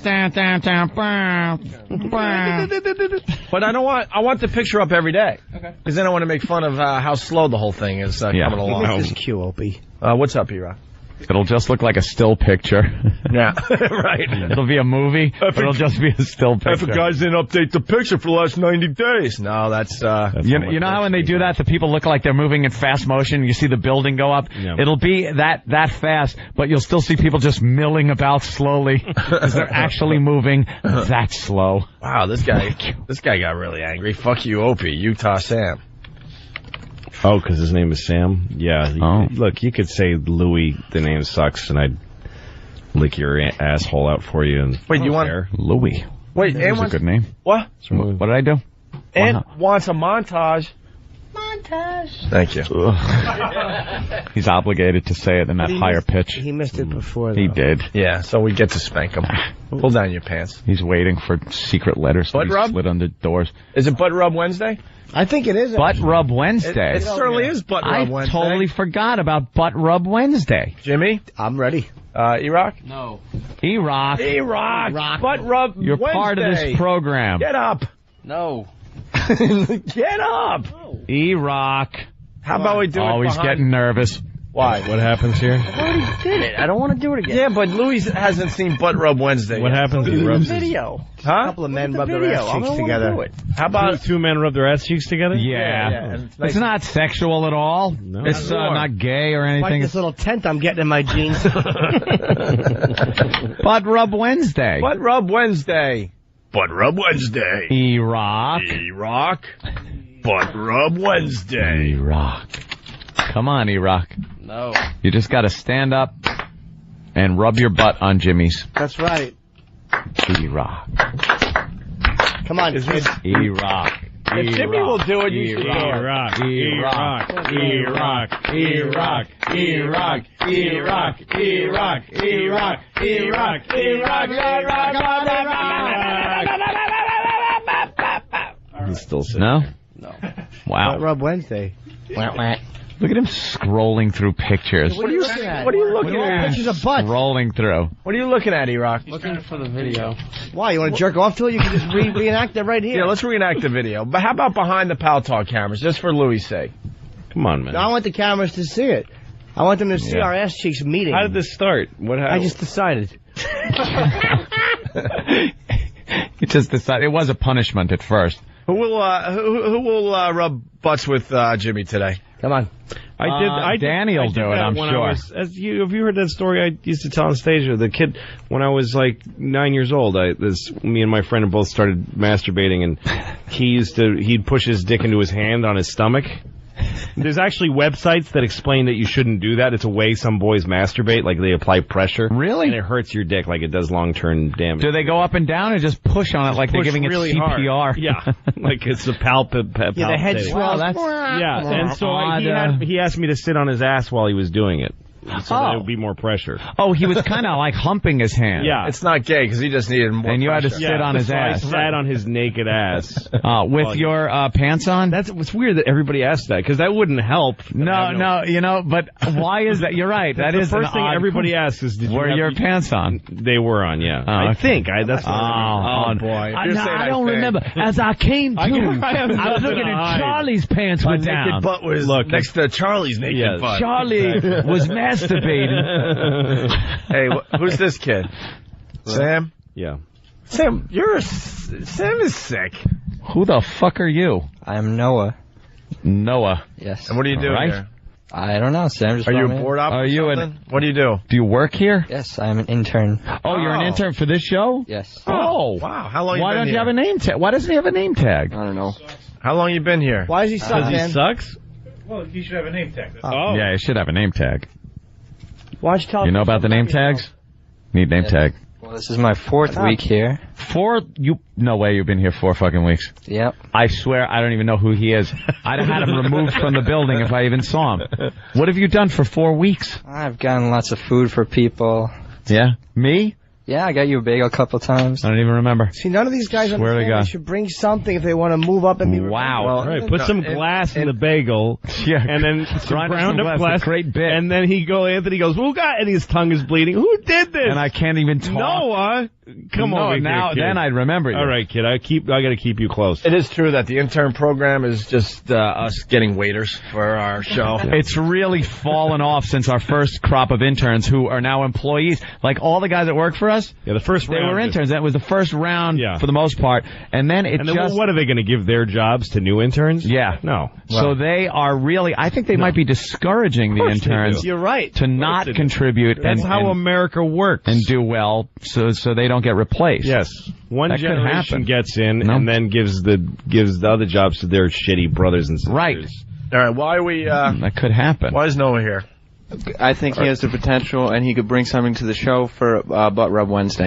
Wow. I thought he would be a good candidate. You That's think all. I'm rubbing asses with that fuck it with an intern? Bring me Renee. About E-Rock. Yeah, right. Like, He's a what fucking is it chick about this intern. He E-Rock brings me guy? this thing. If you're going to That rub you like- asses. So that means you like rubbing asses with E-Rock. There's something about him. Yeah. Yes. What is it? That's what I want to know. His ass is supple. Uh-huh. You haven't seen this guy yet. Look how Look how no, fair he is. please. Look how milky. He's very a twink. Fucking E-Rock. Twink. You want a man. No, I don't. Or I wouldn't want that fucking E-Rock. E-Rock is a meaty boy shirt wearing plump ass. E-Rock, come on. Why don't you just rub butts with Jimmy? Come on, look Look how young and awkward and unformed this guy is. Exactly. I'd rub fronts with his butt. That was you what? I'd turn around and stick it in his shitter real quick. And not even out of homosexuality. Just out of hatred. Yeah, but just because you got my order wrong. Hatred. I'm like, have you ever had a homosexual encounter? Seriously. No. I don't believe you. Wow. I don't think I have. Come on. Maybe, that wasn't hard. He just found out about as fast as a breakdown. You ever done anything gay? No, I don't believe you. Well, I might have. Wow, you got me. Now, let's say I did have a homosexual. It was me and Charlie. Louis sat on a kid's ass. I sat on a kid's ass. I did things when I was a little boy. I don't believe that you've never done anything. I don't believe it. I don't think so. I'm completely hetero. I'm not saying you're not hetero. Did you ever do anything that was like on the borderline, like sucking a black guy's dick for 4 hours? No. Like, you know those things where if you look at it one way, it could be gay. How about this? You ever open your mouth wide and have somebody hump your throat without it touching your lips? Because that technically is not gay. It's not touching. In case you want to let That's me just do cool. it. All right, listen. Nothing ever even close like you're in a tree fort with a friend and you had to make believe you were asleep while he offered to give you a blowjob? Never. Nothing like that? I don't believe you. All right, let's see how fucking honest this dumb crew of interns is. I want one of them to confess something they did when they were young that was fucking homosexual in nature. Get Pat Duffy. Pat Duffy.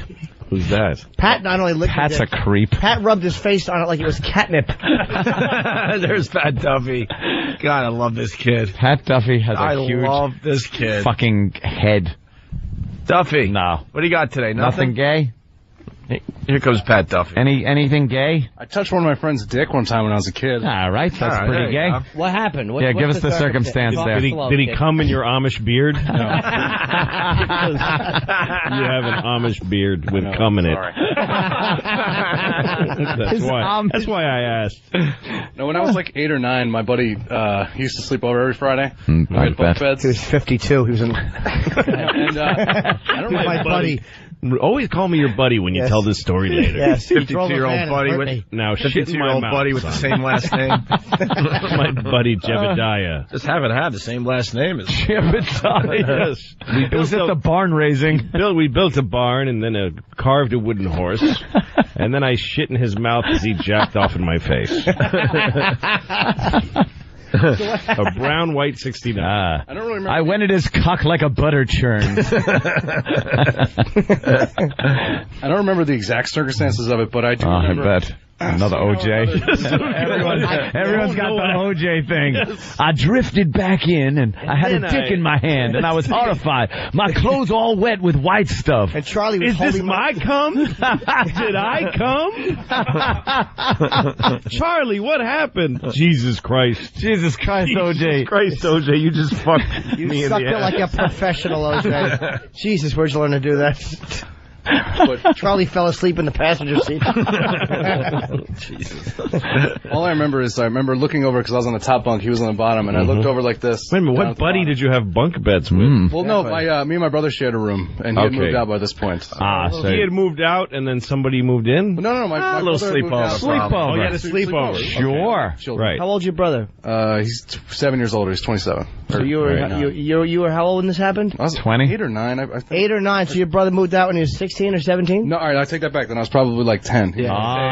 The age goes up a little. The timeline kills you every time. Yeah, I don't remember. He was padding his age, going, these guys would understand if I was 8 or 9. I wasn't really thinking what I was doing. 10 is a little more. You get a little more. I was 19. So what happened? No, I just remember looking over, and for some reason he had his dick out, and he was hard, and I think he might have been jerking off because we were like, we had passed the point where we stopped talking, we were like falling asleep, and jokingly I reached down like this with one finger out, and he and I was like, what are you doing? And I reached out, and he thrust his penis forward, and my finger came in contact with it. That was, now you were a little too close. Yeah, what is this, fucking Michelangelo? Yeah. God touching Chapel. God touching out his dink. That's the finger. That's nothing like you know. That's it? Nothing like when your brother used to piss in your mouth from the top bunk. So wait, I think there's more to that than just a little fingertip touching a thrusting hip. Then again, I'll believe him more because he ate puke. I don't believe him. I don't believe him. He was the kid on the lower bunk. But I think that he's had a couple of encounters. I played Monster Rain when I was a kid. I've confessed that to whoever would listen. Monster Ring? Yeah, my Monster Rain. Monster Rain. I would suck each other's dicks. What happened? My friend and I would blow each other under a porch. Never called that.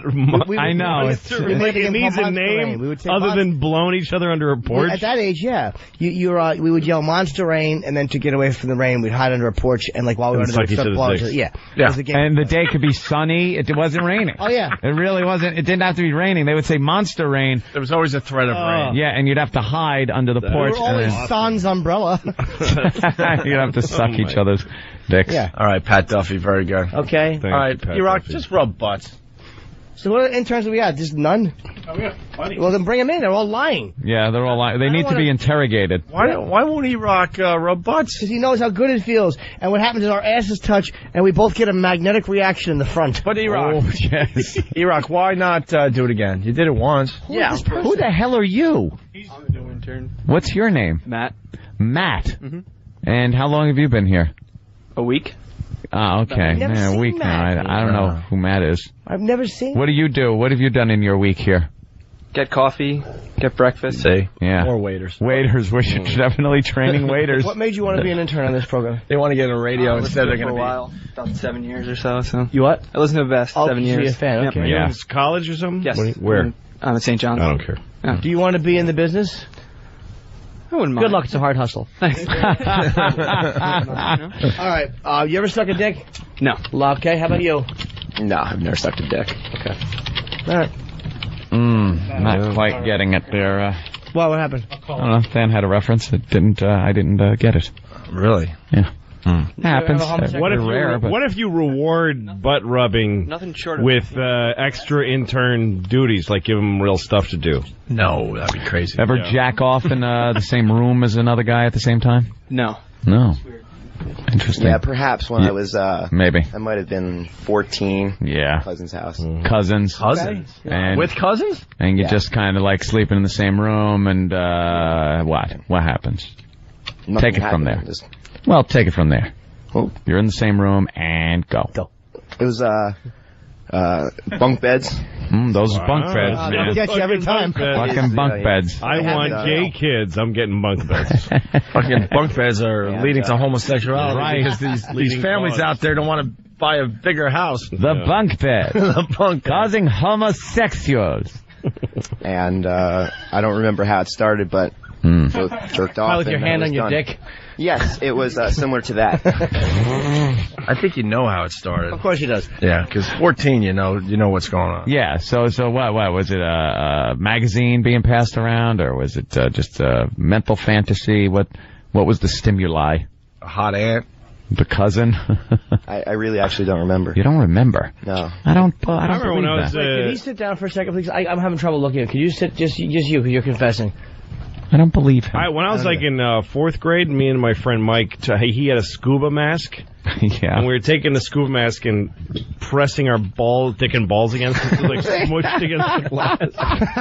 we just taking turns doing that and just looking at our dicks smashed up against the glass. Scuba glass. Louis, that leads to one of our favorite bits, gay or funny. That's funny. That's funny, yeah. Yeah, there's things you do among other guys that you're just going for the laugh. And Gay or funny, right. Gay or funny. What was the one that we got the guy who, they were swimming, and you know how you try to do a whole lap under the water? Like, all right, your turn. So the guy, this was told on the show. Yeah. So the guy goes for it, and he's underwater for the entire lap of the pool. And as he jumps, you get out on the other end. You get to the rim of the pool, and you got to go like, you need a big gasp for air. Well, there's his buddy waiting for him with his pants out. down and his dick out. So the second he breaks the water to breathe, he's got a face full of cock and an open mouth going. That was a close one, but we determined that was funny as well. That's pretty good. We will take your gay or funny stories. Balls on the head at a party, like when you photograph your friends asleep. No, that's gay. Pass stick out your guy. balls on his head. I think that's gay. I think that's gay. No way. It's hack funny, so it's not funny. Pass out guy with a scrotum on his head and you're taking pictures. The guy pulling his dick out at that point, his ball bag out. Funny. By the way, I got 2 pictures from somebody that I told to hold my camera at the virus tour from the bathroom. Yeah, I can imagine. Yeah, 2 pictures. Someone walked in on me and Florentine. Was it me and Florentine? I think we were taking pictures of each other's assholes in a stall at somebody's wedding or something. And somebody walked in. Oh, because you get the camera on the table? On the table. Yeah. So we were photographing each other's assholes in the stall. And somebody walked in. We might have been doing it at a gig or something. Somebody with somebody else's camera. And one of us was bent over with our fucking sheet spread wide. Sure. That gag is never old, because I get the camera home and I'm looking and I see peeking out of these jeans, it looks like the head of that monster that Bugs Bunny was chasing around. Monsters are such interesting people. Just like that heart-shaped monster? Yeah. That guy. That's what was sticking out of these pants. Old mushroom head. Oh, my God. It's like, what the fuck is going on? Oh, my God. So what's your name, son? I'm Brian. Okay, Brian. So describe this scene now, because I believe you and I don't. Yeah. I think you're leaving something out. I remember Dick. When I was finished, I was on the top bunk and dropping the tissues off. How did it start? Tissues. Now, hold on. This doesn't make sense either. Yeah, now you're trying. Now you're premeditated jerking. Because you're in the bunk bed. Top bunk or bottom bunk? I was in top. Top, even worse. See, you don't even have a bottom bunk where there might be tissues on a night table. You brought tissues up with you for the purpose of jerking off. That would make sense. Okay, so then you know that you're jerking off. And there's a guy on the bunk bed underneath. How'd you know he was jerking off? With the whole bunk start you know? moving? I don't. Because he said ready, set, go. How'd you know? You're getting an opposite, because you got to get the rhythms right, or else it ends up like that film of that black and white bridge, the bunk bed. You get your rhythms wrong and the bed breaks. No, I honestly don't remember how it started. No? No. I would tell you if I knew. Well, okay. So that was it? You jerked off on the top bunk while someone else was sleeping? Or was he jerking off? He was. He was jerking How'd you know off, he too. was? How did you know he was jerking? You know how I knew my friend was blowing me? Because I felt his mouth on my dick. So That's how I knew. Did you hear sounds? Did you feel the movement of the bed? I probably told me. Oh, he said, I'm jerking off too. Right. And you went, so am I. Okay. That's a little, I think there's a little something there, maybe. Yeah, there's something Hey, we'll give him another week. Yeah. If he doesn't tell us the details, he's out. Fire him. He's out. Yeah. Gossamer, yes. He's coming in like crazy. Sweet. Dog shit sniffer from Woodside. Yes, that was, You said to your... Let's think about how it started. You said, I'm going to go up and jerk off, and he said, I'm going to stay down here and jerk off? Who do you think you're talking to? Jimmy was there. Jimmy was basically Jimmy gets there. pissed off because, like, an intern Because he doesn't knows. want to admit to the two countries that he might have had a homosexual experience. Me and my friends used to jerk off in the same room all the time. Yeah, but he's only going to go... One kid would tell you, this is something me and my friend used to do. One kid would he'd tell you a story about a girl you want to fuck, and you jerk off while you listen to him tell the story. And then you tell him a story and he jacks off. That is wacky. And then you fuck each other. If I heard the story first and jerked off, he'd say, my turn for a story. He would hear, yeah, right? Who's telling the story after you come? Off together. Hey, let's say hi to Kenny. We're kind of playing gay or funny a little bit here. Kenny, what do you got? What's going on, guys? Hey, man. Hey, I got a friend of mine, actually two friends of mine, that, like, the one friend, he always would do, like, stupid, like, gay shit all the time, but... Stupid. The other friend, not so much, but I think he did it kind of to freak him out, but they were at a party, and they were drunk, and he got totally naked, and they just started wrestling completely naked. Gay. Don't even have to think. There's nothing funny. That's just gay. Anything that happens next but it was around falls under like gay. A bunch of Was it? Yeah. It wasn't like a gay party. Hold on. We're gonna help you out a little bit. Was it after Borat? No. It was, but way before Borat. How many people were at the party? Yeah, it was like 2 years ago. How many people were at the party? It was like 50, 60 people. Not gay. It's done for shock too many value to be people. funny. Not gay. Gay stuff isn't done in front of people to be a goof. Dude, two guys wrestling naked. That's funny. But people would go, oh, shit. Were there any women there? Yeah, there was plenty of girls. That ain't gay. That's two guys fucking around trying to be obnoxiously So funny. you're saying, where's the line then? If one guy's fucking another one up the ass, but there's a large crowd, it's not gay? Thank you, man. That's what I was getting. Where's the line? Yeah, that's what we mean. Where's the line, Jim? They may have been trying to be funny, but it just seems way too gay. One gets a boner and it's I gay? thought it was gay, but there was too many people, you know. And if they did it alone, people didn't think it was gay. God, you talk. Why would I speculate? Go ahead, sorry. It's gay for every man with a boner and funny for every man who's laughing. Right. Okay. Everyone's gay or funny is in the dick and instant feedback. Instant feedback is saying gay, always gay. Yeah, a lot of people coming back with a gay verdict. Gay in Borat, but it was funny.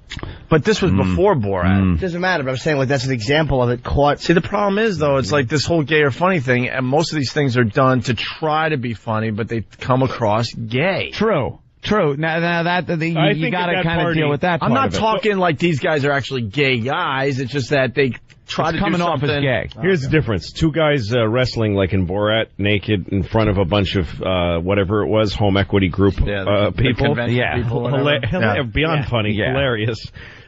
Two guys nude wrestling in front of all their friends are just saying, please just let us be gay. We want to announce this. Please tell us we're gay because we can't tell ourselves. Please pull us aside after this. You know you're gay, right? It's a hell of a way to come out of the closet. Yeah, we might as well do this in front of everybody at a party. It's Will in Miami. Will, what's up? Hey there, Will. Hey, boys. Louie, Sweet Tip, how are you? Thank you. Thank you. I got a gay or funny for you. We know. Did I lose you? No, let's go. Oh, my God. You just have horrible timing. Here we go. Yeah. All right, 14 years old, my buddy and I used to have what we called jizz races. Yeah. And it would take place in his bedroom, and we would throw a sheet of newspaper down, each stand there with a copy of our favorite reading material, and whoever won the jizz race got $1, gay or funny. Okay. It's just boring, and you should kill yourself. Wait a minute. Pope, you should go back in time and kill your 14-year-old self. I want us to have. I resent every day you've lived since then. Thank you. Jizz races on the Opie and Anthony show. Jizz races. We should have a jizz race on the Opie and Anthony show for a real prize. The jizz. Wait, jizz race. Yes, the real prize is how's it going to be judged? Wait, I got lost somewhere. What happened? They jerk off, and whoever comes first wins. I mean, in overall life, whoever comes first loses. Right. Mm-hmm. But I say we have jizz races on the Opie and Anthony show. Oh, my Jizz race. Who would judge? Whoever, anyone with it's eyes. a timing thing. It's sleep. And you see something, well, that's pretty much the What winner. if it's like a photo finish, though? Well, you're going to need somebody that's going to have to watch. Put a video Sam. Fucking Fellini with his camera and let him That's get down right. there and fucking film all of it. It'll look like the tartar sauce for your fish sticks, you little infant food eating fuck. Yeah, all right, well, I guess it's time to ask Sam what he ate last night. Sam? All right, intern, we're done with you. Yeah. You weren't You're willing to admit dismissed. too much, so we got to move on. Yeah. All The right. other guy, when you're ready to got his admit, name already. raise your hand, we'll bring you back in. That Noah guy's weird. He kind of has a smirk, like, you don't even know how many dicks are fuck you, I'm sucked not and fessing up. cut off and thrown in the garbage. Sam, what did you have for It's dinner like a last serial dick sucker cutter. All right. Sorry. Sam? I had 2 different kinds of chicken fingers. One 2 different kinds. was... you mean from 2 different places? Well, no, they're both from the... one from the freezer, one from the fridge. To help Louie out, we learned that Sam eats like an 8-year-old. Yeah. No joke. He will not eat diet like food, adult food. Right. So, he eats like an 8-year-old. And mozzarella sticks. Wait, what were the 2 different kinds of chicken? Oh, it was, one was in the fridge because it was from the last time I went to my mom's house and those were left over. And the other was in the freezer. Those were regular. You put them in the oven and defrost them. Any vegetables? So your mother, you went to see your mom and she sent you home with some chicken fingers? Well, yeah, I didn't eat them all. And so she said, take these with you. Yeah. What else? Sam. What else with the chicken fingers? Eat them later. And some Triscuits. And milk. And milk. And, of course, the big glass of milk. Milk, Triscuits, chicken. Oh, that's what my dog eats. Mozzarella sticks. And mozzarella sticks. Wow. Any dessert last night? Yes, I had some coconut ice cream. You have the shittiest fucking snacks. Pregnant with a kid? Are you on coconut ice cream? You know what pisses us off? He eats like that. He doesn't gain a pound, this kid. I know, and his feet are way too wide because of his bad arches. He needs fucking orthotics. Mad Magazine feet really bother me. What'd you have? Tartar sauce, Ilio's pizza, and fucking awful treats. Bazooka Joe bubblegum. Yes, and some strawberry marmalade. All right, well, but I ate it out of the asshole of a small animal. The fucking worst snacks. All right. Hey, Louis C.K.'s got his DVD coming out Tuesday from his HBO special. Make sure you pick that up. Please. Louis, what do you think of the O&A Traveling Virus Comedy Show? Oh, that was great. I had a great time. Yeah, it was a lot of fun. You did Vegas with us? No, I didn't. This is my first Oh, so that time. was the first. I wasn't sure. Okay. It's the first time I did it with you. I had the flu in Vegas. Yes. I don't even remember being there. Oh, I had a great time. Yeah, something weird happened when I was on stage. Oh, right. Some guy, all I heard was just cheering all of a sudden in one section, in the middle of a sentence. One section far away from me started to cheer. You know that's not for you. And I didn't know, and I was like, yeah. I'm like, no. Okay, so what happened? And nobody, of course, could just answer, well, see, what happened was, Yeah. So it was just, and then there was a noise because somebody, there was like some sound that leaked out. Yeah, they were queuing up something. Queuing up videos. They wanted your us to mic cut out. So I thought that somebody's behind me on the screen fucking around with me or something, and that's why they cheered at an image behind me and then the sound. That's what I thought was going on. Oh my God, if anyone would do that, they would be shot. I thought I was like, would these guys fuck who with would me do like this? who would do that to a comic? He's in the middle of his shit and you just get up there and So I tried to do my awful. set looking at the screen in case it happened again, and then I ended up finishing. But the crowd was so great; they hung with me, and it ended up great. Thanks for the idea, though. That is, let's do that. Let's sabotage somebody. Fuck around with other people. Not a bad idea. No, but apparently, I found out somebody sent me an MySpace saying that they were in the section, and they said that there was a guy who was so blitz drunk because they didn't serve booze at the event, I guess. Yep. So people got really loaded before. They had to get like 3 hours worth of hammered. Yeah, when people think they need to pre-drink, they overdo it.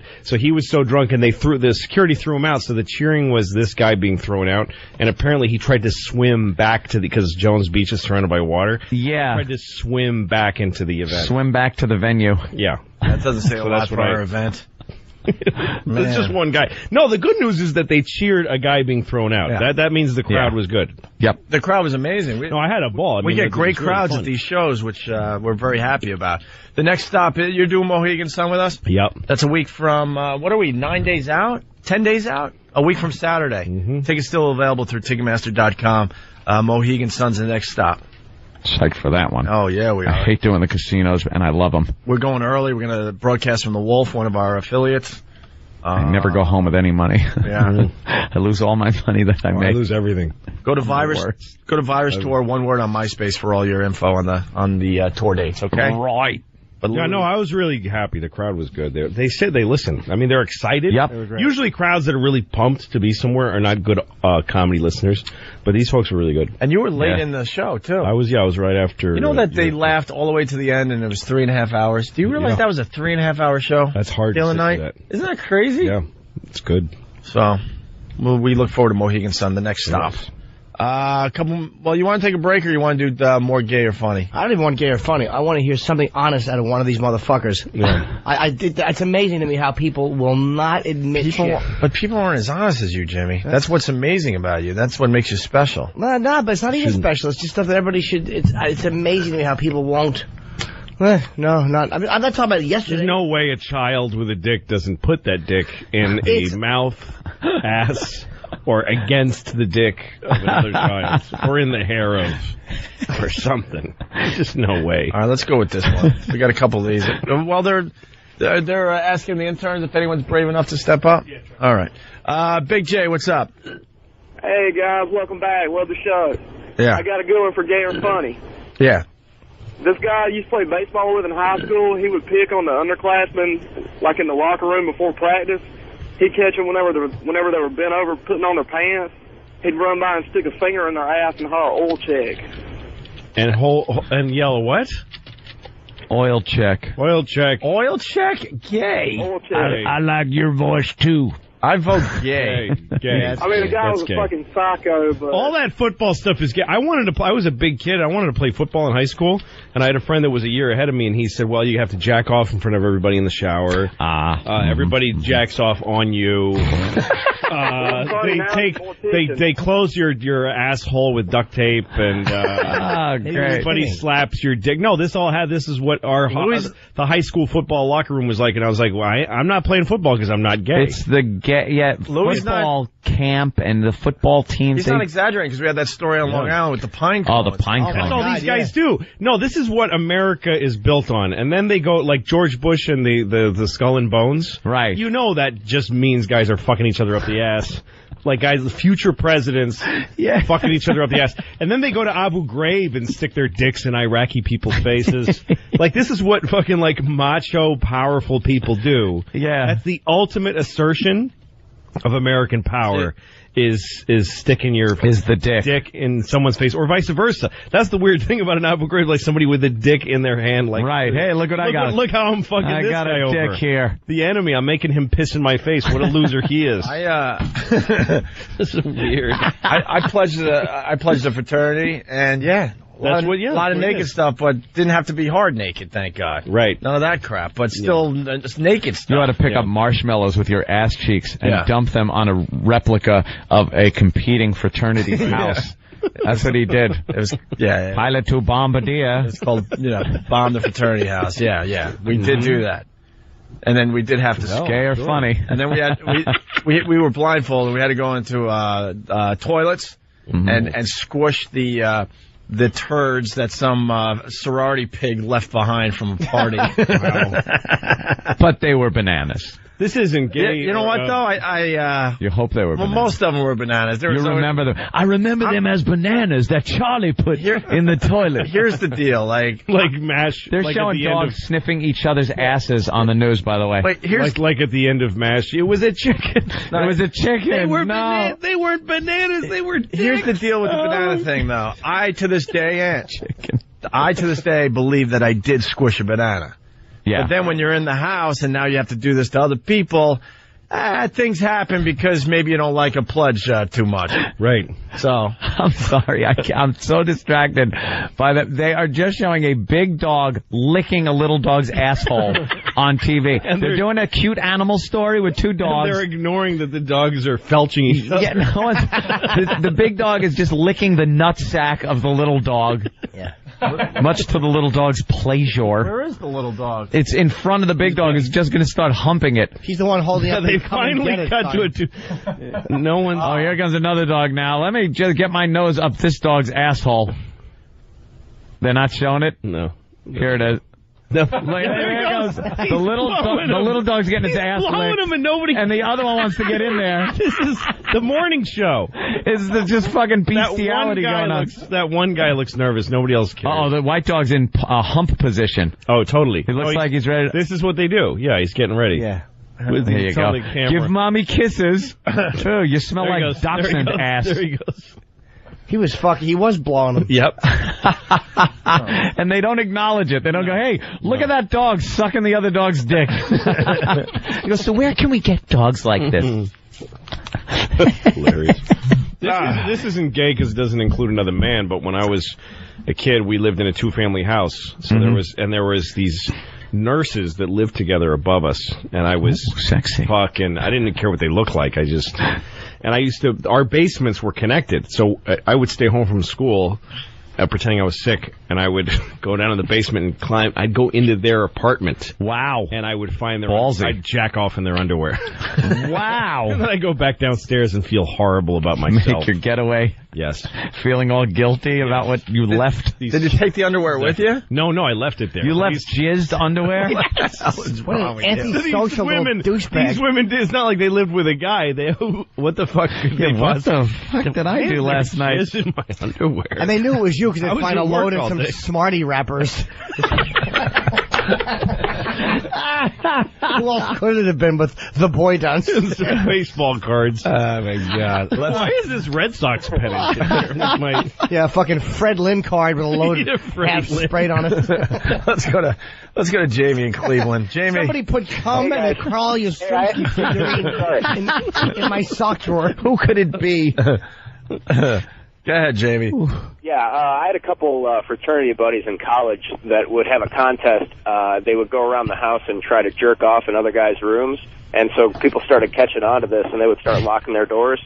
But these guys would climb through the windows, like get a ladder, go up to the second floor, and climb through the window just to jizz on jerk off in these people's rooms. And they'd assign like point systems to that. Is that gay or funny? That's funny. Point system. No, what's even funnier? Both. No, what's even funnier? There are women listening to us right now that really believe that we take our sperm seriously. Yes. We'll pretty much leave it anywhere. Oh, exactly. Just fling that shit right in Jodie Foster's face. we don't care where to go. We have more respect for snot. At least we'll do that into a tissue and make sure we throw it away. We're like sperm though. No, like a paper boy just flinging it over your shoulder on every door. Women don't get it. Riding behind a bike, jizzing on everybody's doorstep. Women think guys take that part of oh no, part of us seriously. Our sacred seed. Right, yeah, there it goes. Ladies, if you're not available, your fucking underwear while you're working will do. You're replaced by the thing that covers your period box.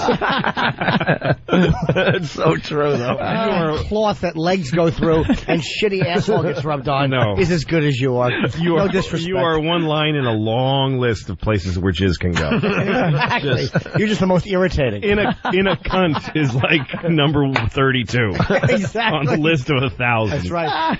It's after hand and before face of invalid.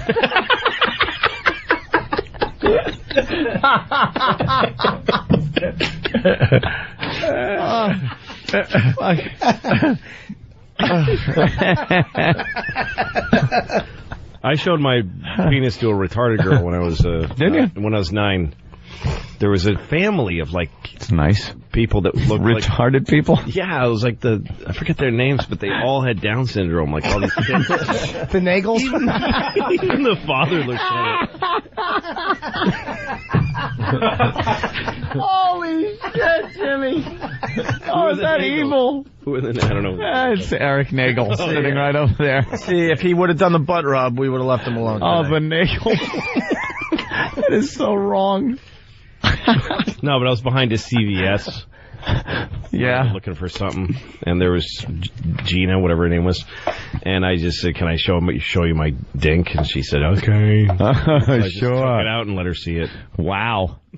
I used to show my ass and to this girl, and she used to show me hers. Like, I didn't know anything about the front end. Yeah. Like, I was initially, I guess, christened an ass man as in kindergarten, because it was kindergarten, and I'd walk up the street, and she lived like 2 little blocks, suburban blocks away around the corner, and we used to go to the shed in the back, an old tin shed that was in the back of her house, and she was this blonde-haired girl. She had a little, like, Dutch boy haircut, and she would turn around and pull her pants down and look over her shoulder, and I would do the same thing. I'd pull my pants down and look over and we'd both be looking at each other over our shoulders at each other's asses. Like Hummels. Yeah. Like a little Norman Rockwell painting. Like Hummels. Like there should be a little puppy tugging your shorts down. Right, exactly. Like, and I used to love looking at her ass. Sure. But I never thought of, like, turn around, let me see the front. Yeah. Front didn't, no. I wasn't into the front in kindergarten. You're an ass man. I didn't know. And in first grade, like, the front was definitely what it was all about. You know, when I was a kid, my friend and his sister used to always piss their pants. So what I would do is get either one or the other one. I'd lay on the dirt behind shrubs and have them sit on my face so I could smell the piss through their underpants. That makes complete sense with you. Sure. Like, that is so... and how old were you? Again, it all happened before 4th grade, so I would say second grade. I showed my penis to a crazy old man in my hometown. What happened? Why? It was Schneider from One Day at a Time. You're just bored? What was Give one of his cigarettes rolled up in his sleeve. Show him his dick. I grew up in Newton, and there was in Massachusetts, and there was a guy, they called him Florida Steve, and he was a little... We had Crazy John. Florida Steve. Yeah. I'm from the Everglades. Hello. Hello, really Florida Steve. This weird little old man, and he'd come up to you, like if you were in a park or in the street, and go, hey, how are you? And he'd ask you about Florida. He'd just steer the conversation. It's hot. I bet it's hot in Florida right now. And you go, yeah, it's hot in Florida. He goes, what are the girls like down there? And you tell him, like everybody in town knew how to do this. Was he Rizzo? You tell him, well, the girls, they got big tits down there, and he'd start jerking off in his pocket. Like, this is just what we do. Anyway, so I saw him. I was by you with your friends, and you make fun of Florida Steve. Of course. Crazy old man. And one day I was alone in a park, and he walked up to me, and I took out my dick and showed it to him. I don't know why. Did he ask? He just went, okay, have a nice day, and he kind of walked away. And I realized that I had freaked out. You freaked out, Florida Steve. Florida Steve? Did he think it was the stem of a Florida tangerine? His little red pubes? Maybe. Could have been. Florida I didn't Steve have pubes yet, though. Let's go to Oz in Georgia. I wanted to hear about dicks, you fruit. I mean, pussies. Oz? Hey, what's up, guys? What's up, Oz? Hey, Louie, love your stuff, man. Hey, get his DVD that's coming to... Hey,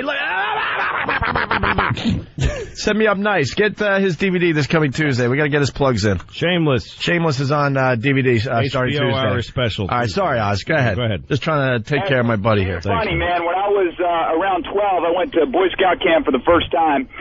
Boys probably 12 to 16 years old. You were there for a week, and they kept demerits.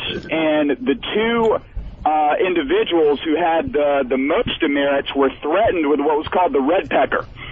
And at the end of the week, they had the kangaroo court, and what they would do is the two boys they would announce you, and then the worst one would have to actually pull down the pants of the next worst one and actually paint their pecker with a red substance. I think it was like mercurochrome or something like that. And they did that for the whole group, and there were adults there too. This is such cop speak. He's telling us. Yeah. These individuals, the two individuals, and with a red substance. I believe it was mercurochrome or iodine. Mercurochrome. Who's the they? Who is the power that made this happen? And the kids. Was it the grown-ups or the other kids? No, the grown-ups would watch. It was actually the boys who had to do it. Everybody has to go to jail. Wait.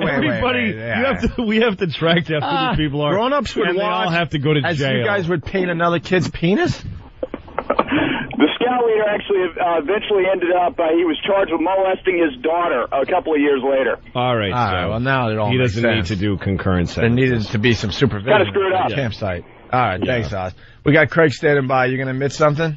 Yeah, I'm going to admit, actually. Hold on, after the break. After the break. Oh, nice tease. I don't even mean to. You're not making it up. No, not at all. All right, we got a good story from Craig, who's trying to move up the ladder here, so he might be just making up shit. No, you got to be honest, man. This For us is to notice. 100%. No, Jimmy 102%. Jimmy can tell. 102% honesty, right? Right. All right. It's Opie and Anthony, Louis C.K., and of course, Jimmy Norton. Jimmy Norton. The virus is spreading.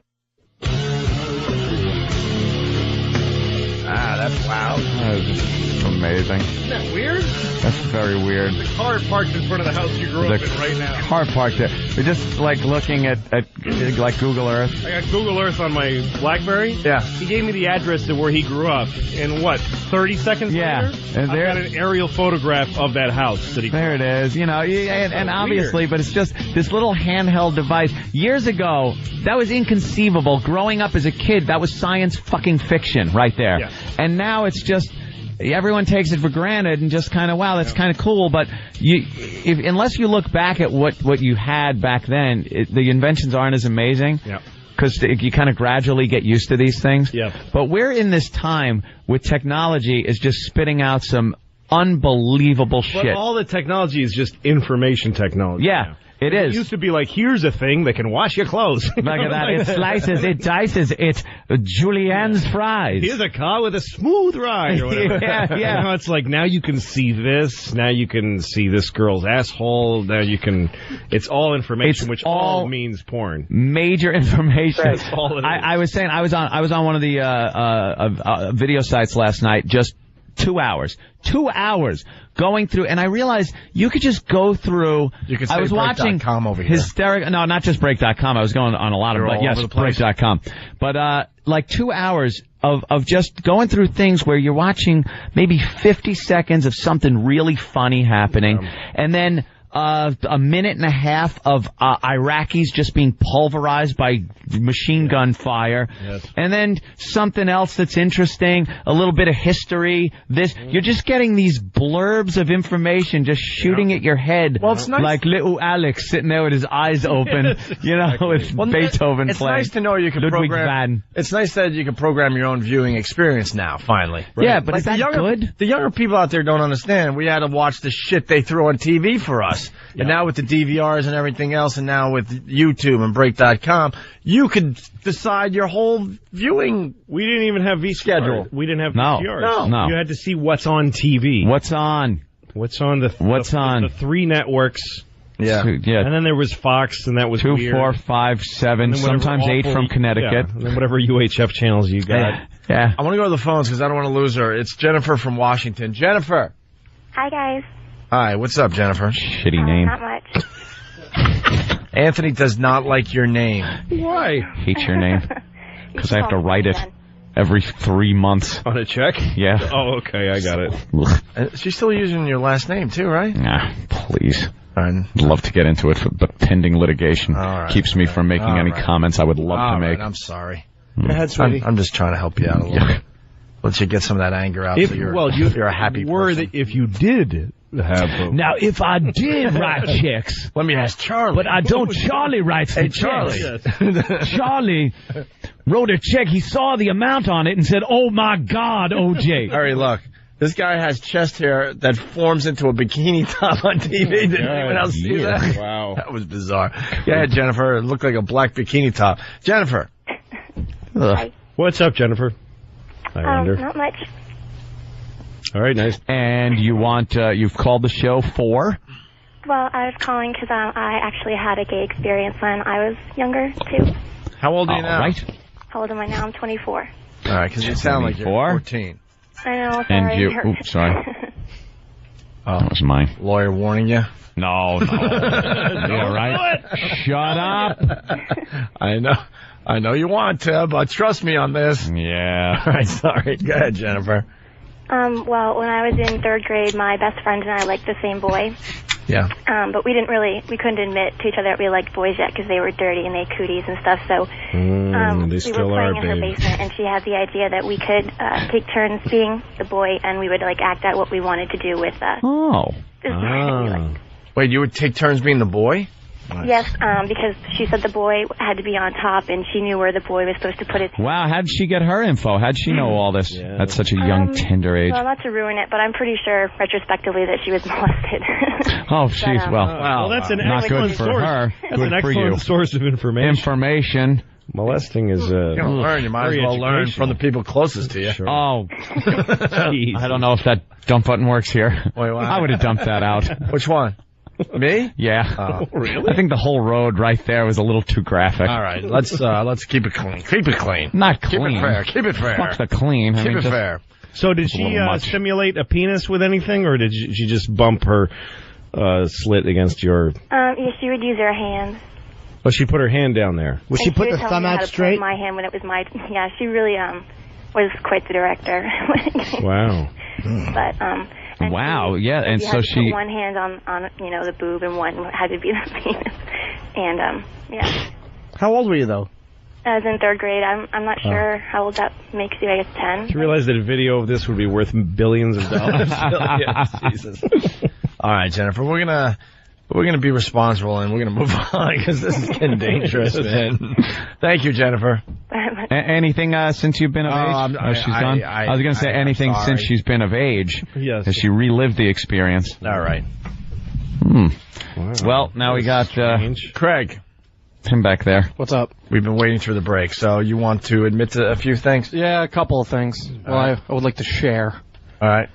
First, when I don't remember what age, but it was before I can ejaculate. Mind if I jerk off while not a tell problem. this? Thank you. By the way, a couple of people saying that girl that we just had on was the same one that had sex on the phone with her ex and called her boyfriend about 2 to 3 months ago. Wow, really? She's the quintessential good egg. Remember her? Call her.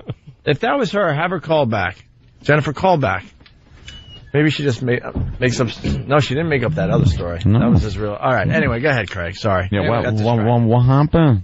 This was before I could ejaculate, and obviously I would sleep over my friend's house, and his bed was against the wall, and he'd set up a cot for me to sleep on, which was literally right next to him. What a fella. Oh, boy.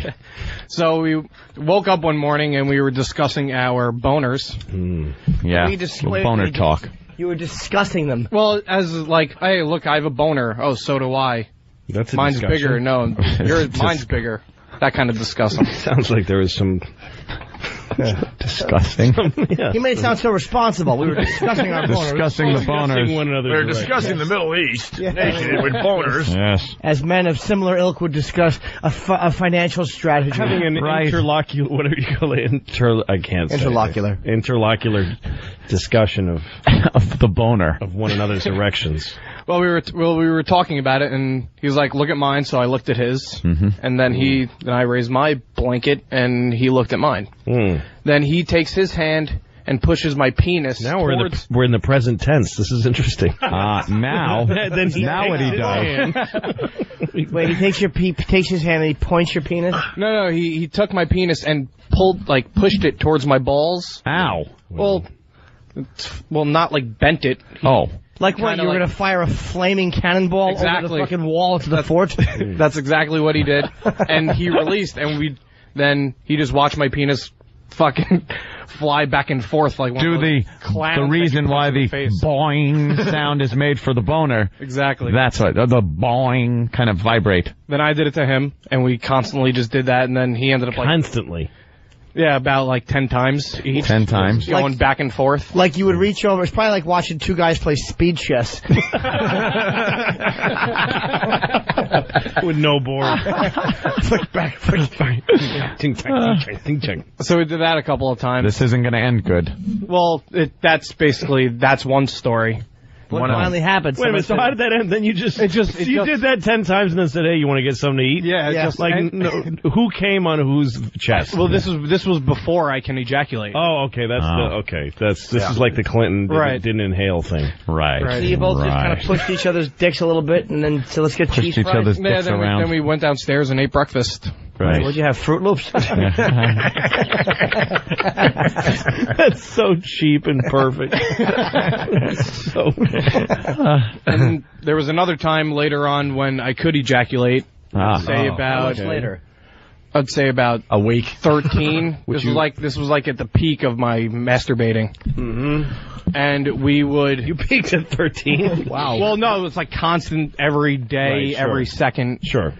So we had another sleepover, and there was another friend involved, and we actually did the whole jerking off marathon to a porno that we got in touch with. All right, so you and the friend, you and the dick pusher. And another friend. Another one. How'd you rope this other one into your... It's true that, like, when you jerk off, when you first start jerking off, it's constant it's like the Big Bang. Like, it really is. It just fades until you're dead. Like, your whole life is just building up to the first cum, and then you come for like a year. Right. And then you come, and then you die. It's really... But we were in my same friend's house as before, and we all just like lined up, and we all did the whole sock thing, and just sock thing. Yeah, you can't jerked off into a sock. We weren't fully exposed. But how did you say that? Like, who said let's all? Yeah, that's got to be brought up by somebody. Yeah. You don't just do that. The other friend that we involved in involved not like some board game available like Scruples. Yeah. Now it says jerk off. Jerk off in a sock. It's like Yahtzee. If you roll 2 6s, you blow your pal. The other friend that we involved, he ended up getting his hands on one of his dad's pornos, so he brought it over, and we ended up just all jerking off to it. But into a sock. Into a sock. That's such a brave step to go At least from watching a porno with your buddies, and then someone has to go, what the hell? I'm just going to start jacking. Now, did you take your socks off of your feet so everybody was like one sock, one shirt? No, Where did the sock come the from? house that I stayed at, I got one of his clean socks, and I jerked off into his. You know what it was? It was his friend Ted, and his father was also Ted Sr., the owner of Ted's Sock Emporium. They specialized in crew. Tube. The first time I saw porn, I was at my friend Raj's house. I love when Jimmy uses his real name. An Indian dude. And his dad had a porn. It was one of those old top-load VCRs called The Fur Trap. I was like 13 or whatever, 12. The Fur Trap. Yeah. And we were watching that can't be good at all. We were sitting on the floor of his dad's bedroom, and we were watching it, and I didn't know how it was going to affect me. It turned me on. It changed my life. I went in his parents' bathroom, but I couldn't do it in front of him. I laid on the bathroom floor in his parents' bathroom and jerked off all over it was obscene. Obscene. The bath mat. You have to use bath that mat word. that his Indian parents would step on, and their feet after a shower. I laid there and came on myself while he watched The Fur Trap in the other room. My head was on tiles. My fucking Lenny Bruce. The outside of my thigh was touching the cool porcelain base of the toilet. Sure it was. So how do you bring see up, again? It's like OJ's description. Like those are the things you remember. Yeah. How do you bring it up in front of people? Like, let's do this. Like, I had to sneak into the other room. That's what the point I'm making. Right. I don't exactly. I remember jerking off to this video, and I remember my two of my friends jerking off. I don't know how it was brought up, but it had to have been just like one of us started jerking off, and it's like, hey, all right, let's all jerk off. Not exposed totally. Like, one of my friends was under a blanket, I had the sock, and my other friend in a sock. Were the lights out? The only light was the TV flashing? Yeah, that's exactly what it was. Those blue lights. We gotta get some chicks to call the show, man. It's getting a little manny.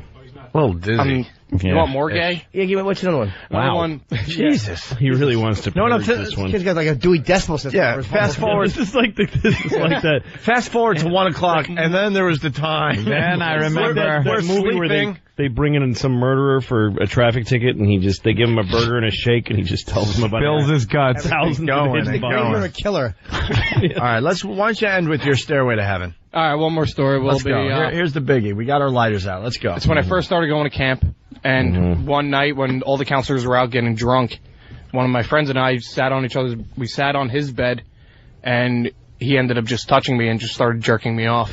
Oh. Until I came. And then until I came. So these are no longer gay confessions of like weird things. This is just a man who's gay telling us things. Yeah. Gay men do. Like his little gay sex stories. Yeah.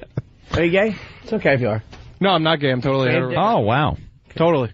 I even, like, this minus the jacking He off. wake up going, Well, I don't know if totally would be in that description. Yeah, totally is. So he jacked you off. You could say not gay, but the totally thing is... you're sitting there with your buddy. gay. You're sitting there with your buddy, and he just took a risk and grabbed your dick and tugged it until goo shot out of it. Yeah, that's basically what it is. Because at the time, it's the girls weren't going to do it. Right. So. So him being a pal ended up just jerking me So off. what was in it for him? He got a hand job too. From who? From me. All right. That's where we were going. At this point, we got to get rid of the Somebody totally part. jerked him off. Who? I must have been me. It was me. Yes, it was me. Yeah, what did you just look down? It's like the hand. In That's fucking amazing. Evil Dead 2. That's amazing that without questioning, that story is this guy jerked me off. Right. Ask him 2 more questions. And we jerked each other off. It was a mutual jerking. So you guys were doing it at the same time? Not at the same time. He did me, then I did him. You came and then I did it? You fell for that gag. Wow. At least he was doing it to get a load off. You had to get a load off. You just felt like, well, I can't be a cheapskate about it. Right. At the time, I wasn't thinking of all that, you know. No, you're just being gay.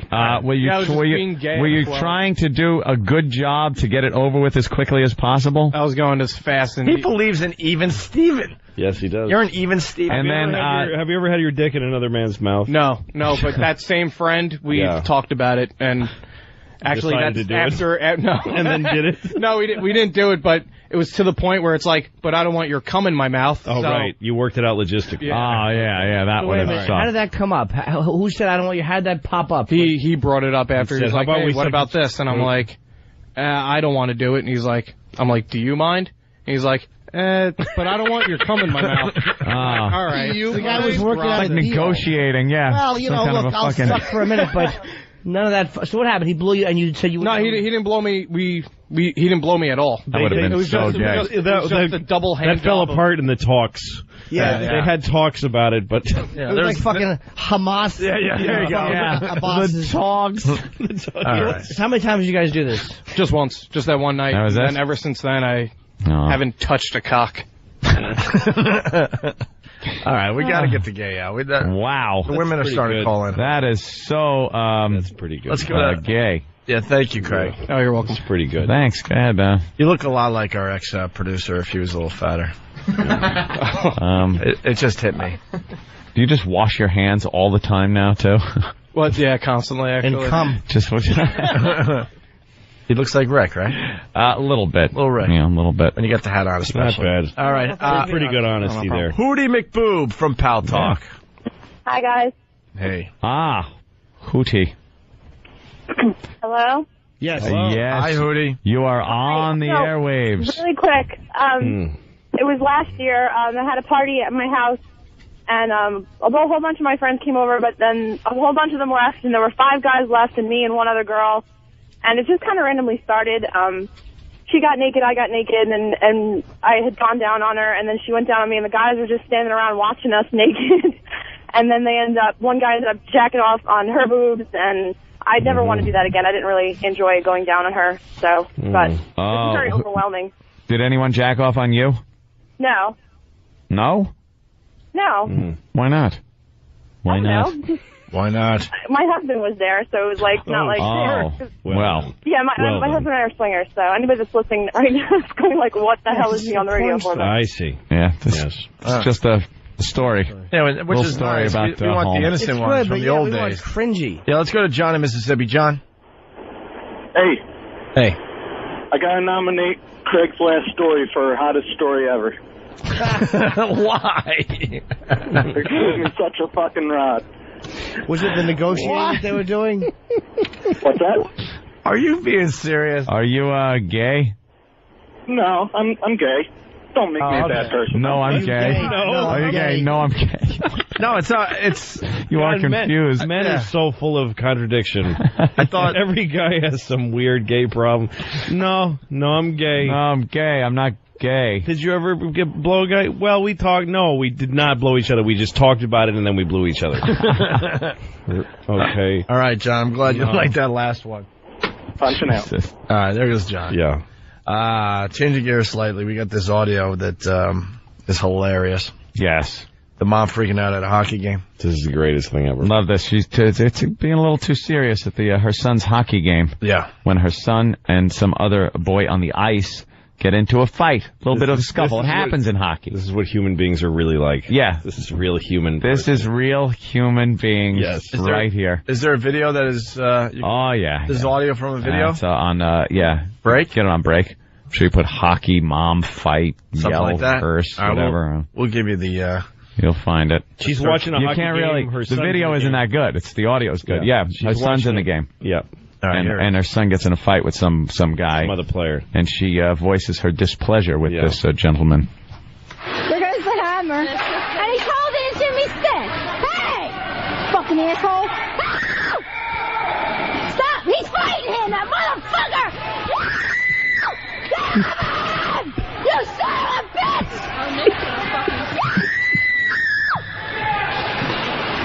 You motherfucker!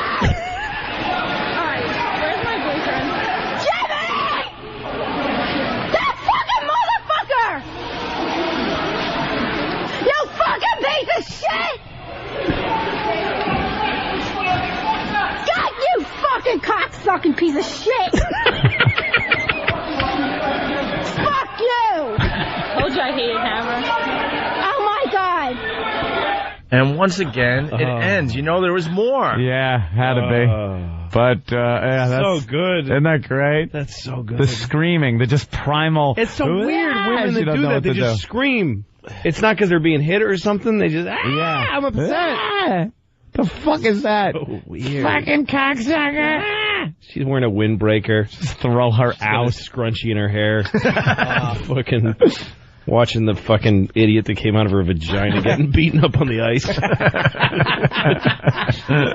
Good. Stupid cunt. Good Bostonian gash-faced cunt. I'm gonna hate my hometown. All right, we're going to break, then we'll finish the show next. Louis C.K., his DVD comes out Tuesday from his HBO special, Shameless. Yes, Shameless. Is now on DVD. Well, will be out on DVD Tuesday. All right, and... I'm on Conan tomorrow. I just... yeah, I forgot. Wow. We'll forget. Look at him. That Conan thing. Yeah, How many have you done, Conan? You've done a lot, I right? have a shitload. I was the first comedian to do Conan. I was writing on the show when they started. You done more than 10 Conans? Not by a long shot, yeah. I don't remember. By the way, Jimmy was telling the story about sushi with Chris Rock. Mm-hmm. Oh yeah, that was a fun night, and we got him his Alan Alda. Yes, yeah, he told the whole story on the air. That's great. That he was told really we were so happy to do that for him. It was like a fucking dying But kid. then Matthew Broderick was like, Matthew's offering like, "What do you want me to help you get get it?" I want to help. He was invested in it. He wanted it to happen too. My favorite part of the whole thing was the Alan Alda, where Jimmy goes up and discusses some of the language that was used on MASH and how it was like cutting edge and broke barriers back then. And Alan Alda was like into it and really got into the story and explaining it to Jimmy and what it was like back then with the censorship. And then Jimmy took it too far and had to mention another MASH episode. And then he realized he had lost Alan. It wasn't.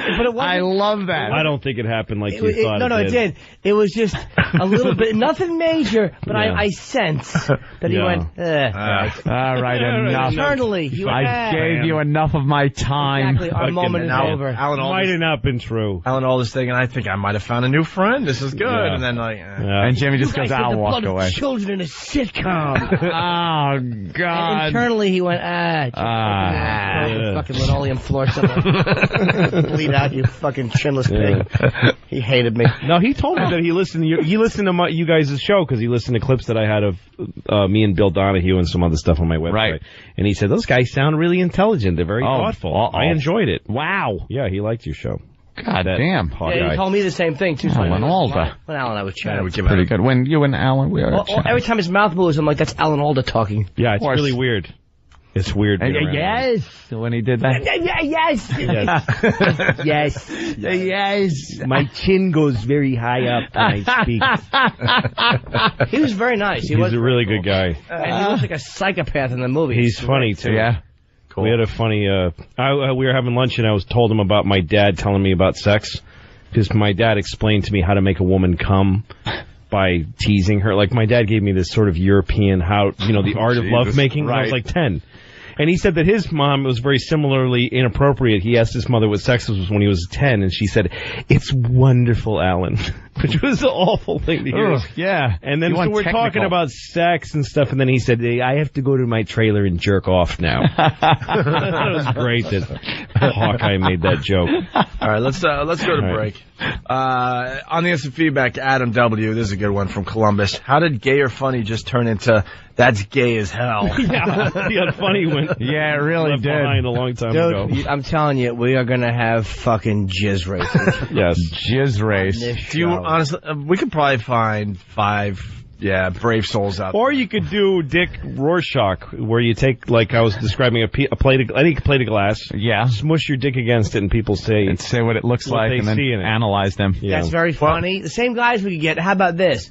They have to jerk off in studio, but they have to do it while looking at awful pictures. like how about pictures of syphilis vaginas or pictures of shit? All right, now you're on burnt bodies. I could be part of that, and I would the feel finish line comfortable. first. Jonestown bodies all laid next to each other in the 70s. Well, that's kind of hot. With awful, we can't touch them or like hassle them. We can't touch them. Can we? Jesus, did you even have to say that? I mean, throw stuff at. Please, you think I would want to throw something at somebody's limp cock while they're jerking off? Wait, how do you not? Can we do? Can we have a lot of events like jizz high jump? Gotta have the Jizz Olympics. Jizz high jump. Jizz Olympics. I like it. Jizz high jump. Jizz Olympics.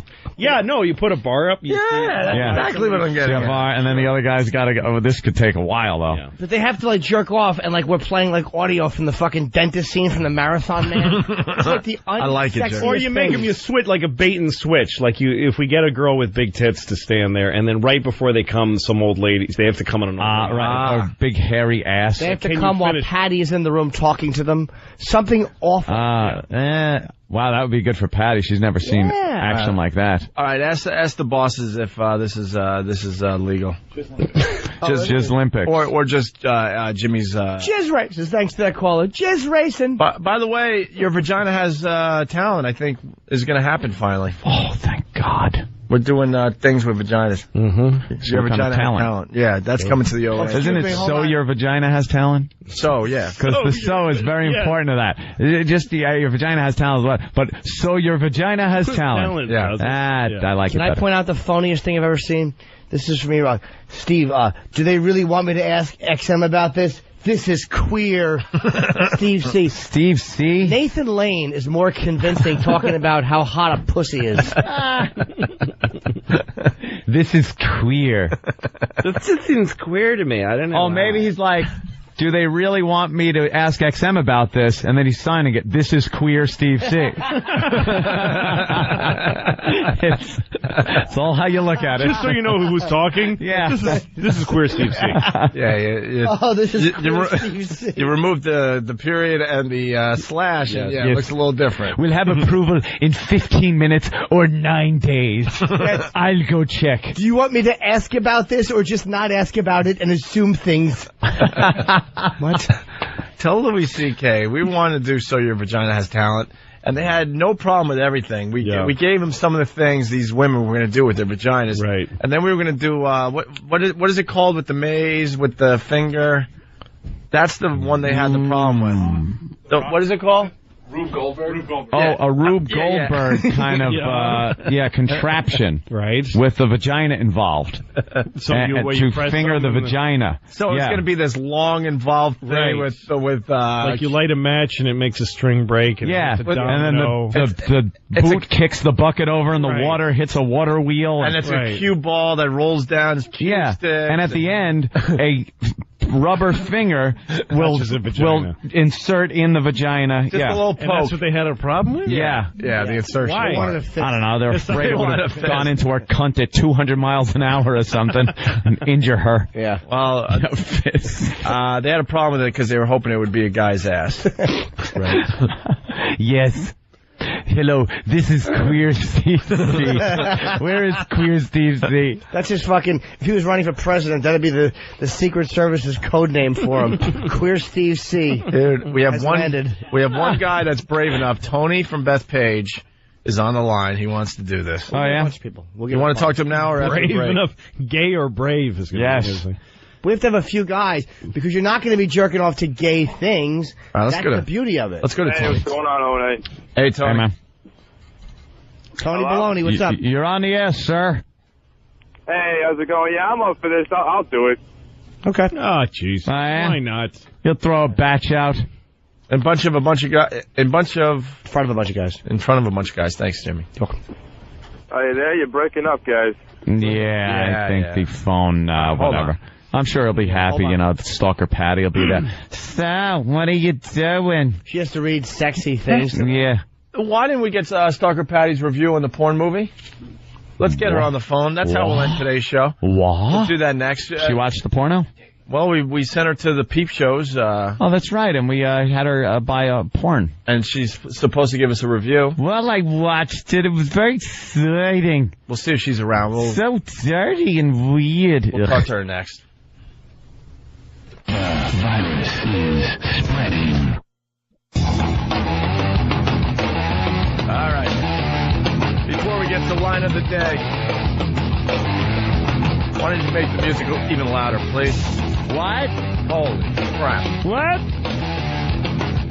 Maybe it sounds fine over the air. I don't know. Yeah, it probably does. Maybe all the processing, all the equaled out, all the equipment that this stuff goes through makes it good. But to me, I feel like I'm being blasted out. Before line of the day, we're going to talk to Stalker Patty here. Stalker Patty for her 52nd birthday. We surprised her with a little shopping spree, Louie.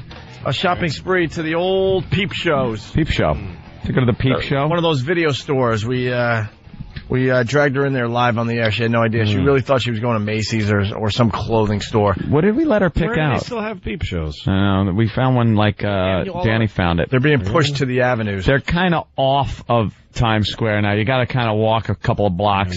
I used to work in Times Square, and I actually was really grateful that Giuliani shut them down. Yeah. Because they were eating my life. A lot of people are like, Giuliani ruined New York, man. It's thank God. It's like Disney down there now. You know something? I was taking 3-hour lunches, just shopping, trying to find a hand job. Because they had real girls in there, and some of them didn't have glass in the window, and you could get a girl to reach in and jack you off. Hey, nice. And I used to just go from window, can I get a hand job? Nope. Okay, next window. Just blatantly asking for it. Hey, hand job?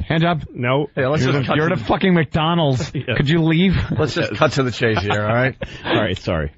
But Stalker Patty, we brought her into one of these places, and she got to pick out whatever she wanted. A little shopping spree. That's nice. And she brought a porn movie home, and we want her to review it. Stalker Patty. Hi. Hi, Patty. How are you today? I'm fine. Who gives a shit? So now, you went on your shopping spree. Did you get a movie and something else, or just the movie? I forgot. Yes, I did. I got Granny's Gone Wild because I have something I could relate to age-wise. So clever. You're a cranny. Shut up. Cute. And then the other thing was some kind of toy. It had an elephant, with the trunk that. Oh, there was clitoral stimulation also. Yeah, it was vaginal and clitoral stimulation. So they're tusks that. Hopefully jam up your taint. Just fucking hit you right in there. Make you bleed. Well, did it have one? So you watched the movie? Yes, I did watch the movie. You did. Now, were there men in this movie? I'm sorry, can you repeat that? It's hard to hear you. Were there men in this movie along with the women? Yeah, there were like women over 70 and there were men under 30. Alrighty. Now, Patty, have you ever seen a dirty movie before this? Not really. I was expecting Red Shoe Diaries, though. I missed that. Stan likes that. What? Stan just laughs at the reference. Because she never disappoints. She's just awful on so many levels. She really is. You were expecting what? Red Shoe Diaries? Was that on Showtime or something? Yeah, it was like soft porn, right? Soft porn on. Oh, Patty, saxophone. No. That's all I've saxophone ever music. seen, Yeah. I removed a blouse. Slow touching through a foggy lens. Let's ask Patty, what was Red Shoe Diaries all about? Red Shirt Diaries always had a storyline. It involved the guy in the beginning with the dog and the letter. That's He would good. read You it and gotta then have it'd go a into story. the story of the breakup or whatever, the relationship. You know, it was kind of fun and interesting. And you really thought Granny's Gone Wild was going to be just like that? Yeah, I thought it had a storyline, a plot, you know. Maybe it starts with Grandma baking cookies, and then the mailman comes, and then she says, invites the mailman in for a cookie, and then one thing leads to another. That's what I was expecting, you know, that kind of thing. Yeah, well, got a phone ringing. Like what did you expect? Minnie Pearl to pop in and then be fucked by I'm Yaphet sorry, Kotto? I'm on the work phone. You're on the work phone. Well, Yeah. sorry. Oh, never mind. It's been answered. There's another phone out. Don't worry about your job or anything. But anyway, okay, I'm with you. Now, Patty, Yes? you watched the movie.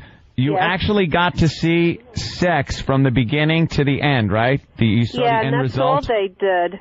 Now, did you see dirty folks on that porno tape? What's wrong with them? You got to see men ejaculate for the first time? Is that the first time you've seen that? Well, yeah, there was some of that in it. It was kind of disgusting. I had to close my eyes a couple times because I'm not used to that. Once or twice you had to close the eyes, huh? Close my eyes. What, you're not used to seeing jizz come out? It's disgusting. Would you catch some of that in your mouth and make the yummy noise? No, not me. Patty, would you be comfortable with that being in your vagina? I don't know. How about in your anus or between your toes? You know, maybe. I'm sure. Oh, with her corn chip toenails. Fritos corn chip toenails with jizz dripping off of them. Oh. Patty. Yes? So you closed your eyes when, the guy was ejaculating? Well, when I saw that on the film, yeah, it wasn't pleasant to look at. Now, you saw men in a state of excitement. Yeah, and it's disturbing. They were old enough to be their great-great-grandsons, I swear. They were less than 25 years old, a couple Did of they them. tool some of these old bags up the ass? I don't know. You would think that they would want to go out with somebody their own age and not Go out. It's not a fucking documentary on dating. It's a porn movie. Yeah, These are guys who had to inject rocket fuel into their cocks to get them to budge for these old bags of meat. You understand they were fucking cadavers? That's practically what was going on. Now, Patty, did you feel anything when you watched this? Any excitement in your lower abdomen or something? Did you feel like... your breathing changed? Yeah, were you feeling a little excited? Not really, no. I didn't feel anything. I was like, what's all this is? And then I turned it off in the middle because that's all they were doing, you know. Well, how are you going to find out what happened? Exactly. Who done it? Yeah, I know what happened. Probably from the beginning to the end. It's the same thing. Who gave the old lady a pink sock? Oh, my God. It's a fucking... Who done it? Hey, Patty, how much of the movie did you watch? About three-quarters of it. First of all, they played the first 8 commercials, and they were all like, someone in this room came on her face. It was Remington with his fist in the asshole in the study. That's right. Hey, Patty, do you usually just keep babbling when you realize no one's listening to you and we're having a conversation? Yeah, we're talking, Patty. I'm sorry, I can hardly hear you. You sound far away. We are, Patty. Yeah. We're blocks and blocks away. This is not one-on-one, face-to-face. In all fairness, we still got to fix the phones. If we're going to have this set up for the next month, let's get everything right, please. Yeah, the phones aren't going out loud enough. Patty, yes? I heard through you stomping on everyone's great lines there that there were, commercials before the movie started? Yes. What were they for? Now you're going to shut up? What were the commercials for, Patty? One of them was like dating service, escort services, and this and that, you know, this and that.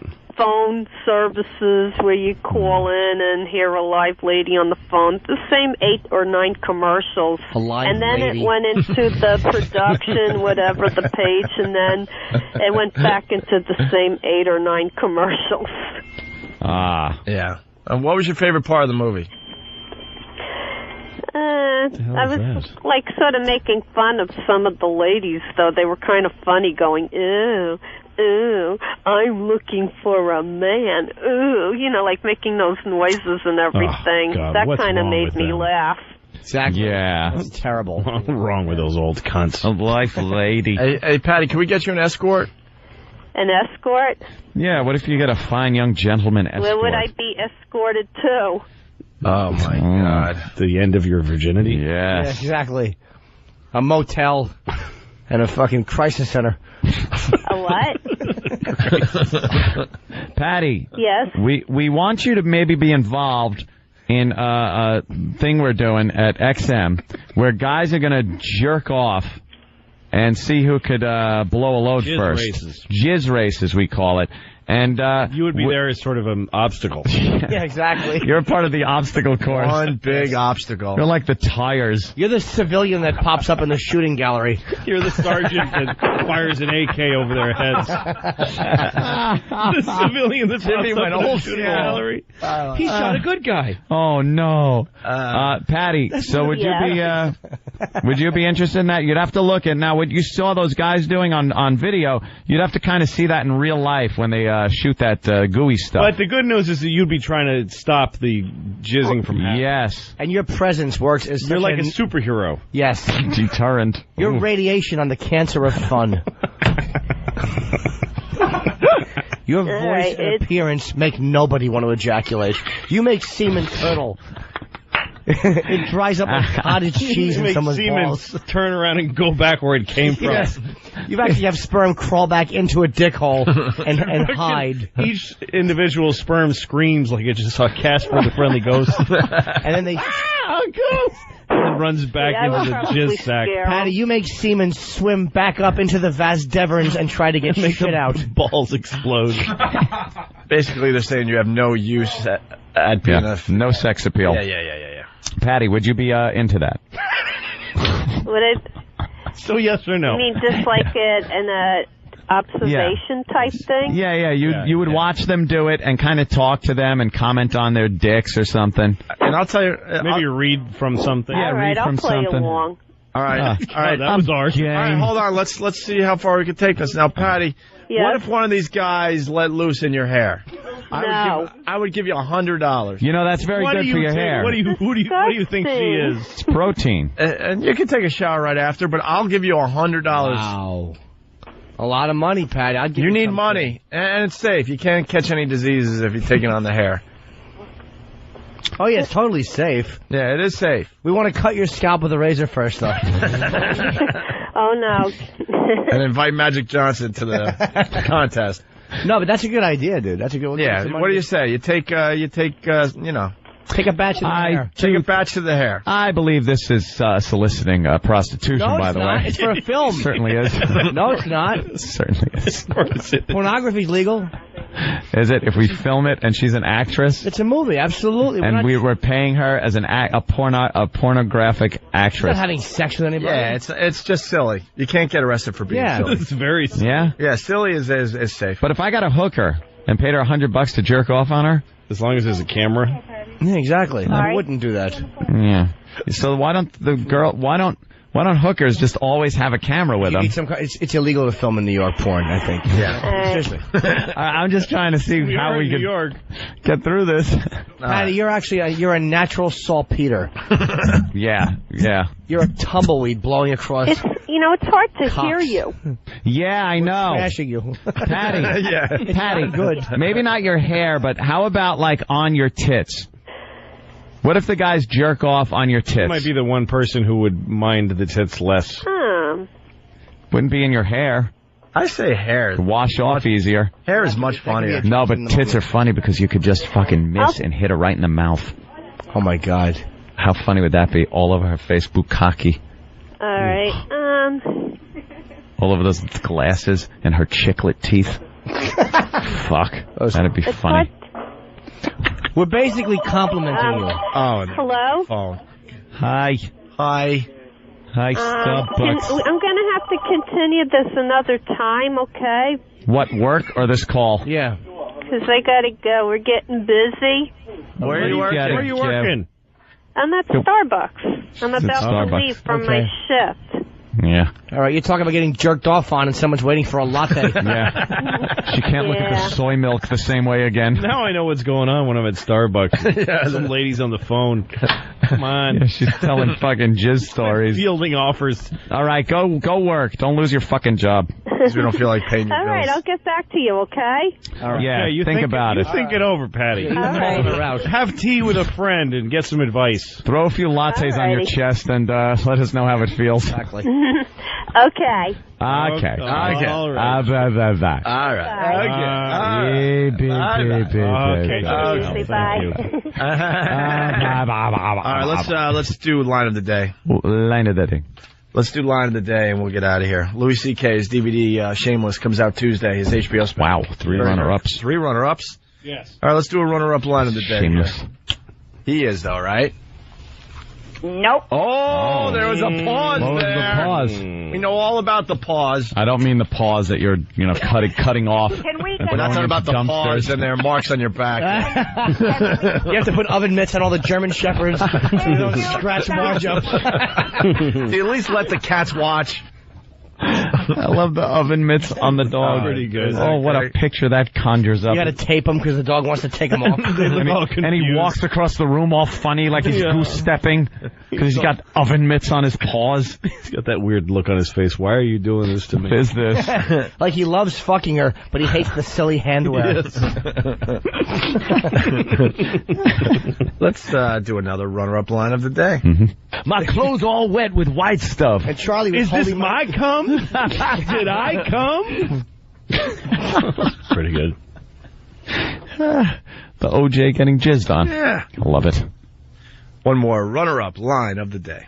There was a family of It's nice. people that looked Retarded people? Yeah, it was like I forget their names, but they all had Down syndrome, like all these kids. Finagles?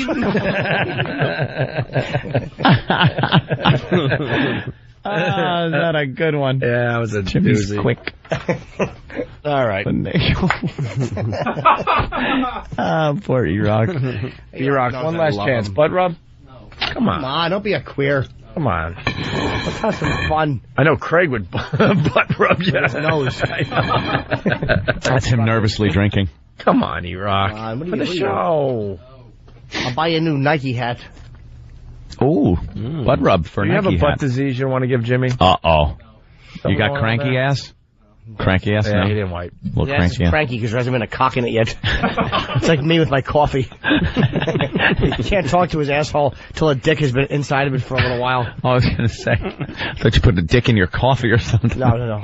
With a cup of coffee in the morning, right? Yeah. You need your coffee. Don't mind me. Hold on. Please hold. Thank you. Here is your line of the day. Here Comes. La la la la. End of the day. Line of the day. Line of the day. La la la la. La la. The dramatic.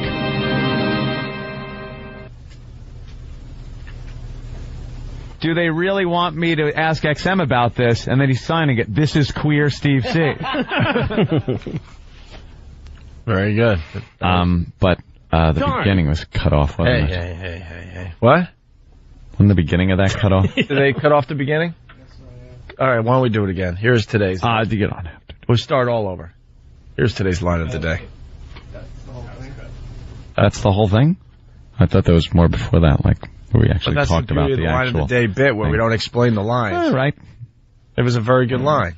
It was an extremely good line. Never know it hearing it that time. But that's the beauty of the bit, where you don't... Hey, as long as it's a victory in my column, I'm fine with it. It was a context line of the day. Yes. Good one.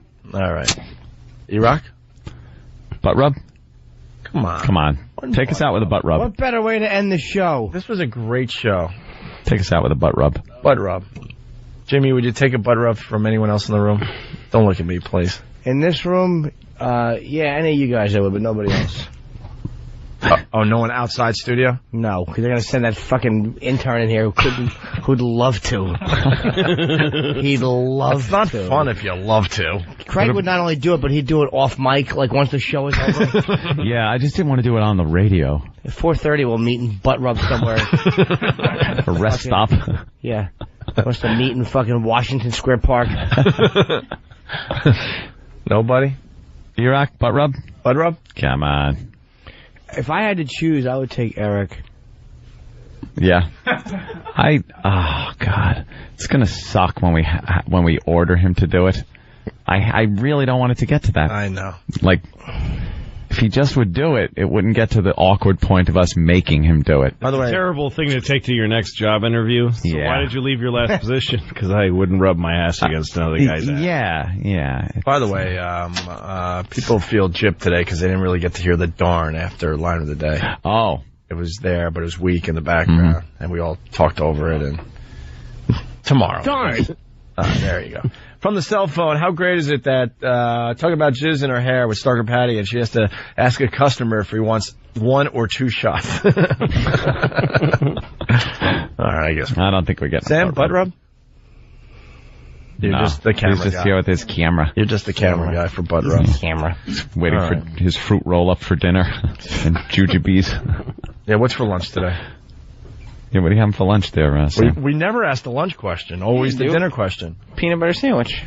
You smushed it last. Cut into 4 squares? Every day, right? Peanut butter and fluff? He eats just peanut butter. Oh. Just peanut butter sandwich. Yes, E-Rock? Butt rub? Stupid Travis is going to get my lunch out of my bag. So out of my bag. My bag. That's not his fucking lunch. You've done it. Oh, God. And then 3 Oreo cookies. Why 3? Oh. That's what. Well, 3 Who is did what, this? The perfect. My girlfriend. Your girlfriend did this? Yes. She was very upset last time when you smushed it. Yes, Jimmy actually smushed it. Did you really? She was really sad when Jim smushed it. She's going to get upset again. Jimmy just punted it. Holy shit. Well, what happens when we mess up your lunch? You can't just go out there and get 8-year-old food in Manhattan. Not on the street. Nobody else makes it. No one poor makes 8-year-old food. Oh, he looks like he's ready to cry. How are the Oreos doing after that? You can still eat that. Yeah, that's edible. Yeah, that's edible. I don't think the bag broke. I'm not going to step on the sandwich. I don't feel like paying him $20 like I did last time. Did you really? The $20 fucking sandwich. No. Dude, butt rub his sandwich. All right. Oh, God. He's gonna do it. Oh, no. Oh, shit. There you go. Okay. Thank E-Rock for this. Yeah, thanks, E-Rock. This is how we end the show, like men. There you go. He's rubbing the peanut butter in his ass. He puts it back in. He puts it back in like no one's going to notice. Jess is going to be very upset. She got so sad last time. We better call her tomorrow. Oh, my God. We better get a Jess update tomorrow. Peanut butter up his ass. It looks like he makes that himself. He dresses like his mother and then makes that. He's like fucking. He's like Stallone. He's like Stallone getting Nighthawks dress. Yes, exactly. Yeah, that was believable. Yeah. All right. You can't even eat the cookies now. They're contaminated. They're crushed. Fucking fool. You think I can't crush cookies by kicking them? No, I know they're crushed, but if they're in a separate bag, they're in a separate bag, so you can take them and eat them. But now they've been contaminated with your ass. Yeah, the whole thing. You go hungry today. No one's gonna pick through that for what's still edible. For a tasty. No, Jimmy, not as today. bad. Make him go hungry. Yeah, I can't make them go. he could use with losing a few pounds. He's getting a little chunky. Vegas 10. Jimmy has paid more for rubbing his ass on people's lunch.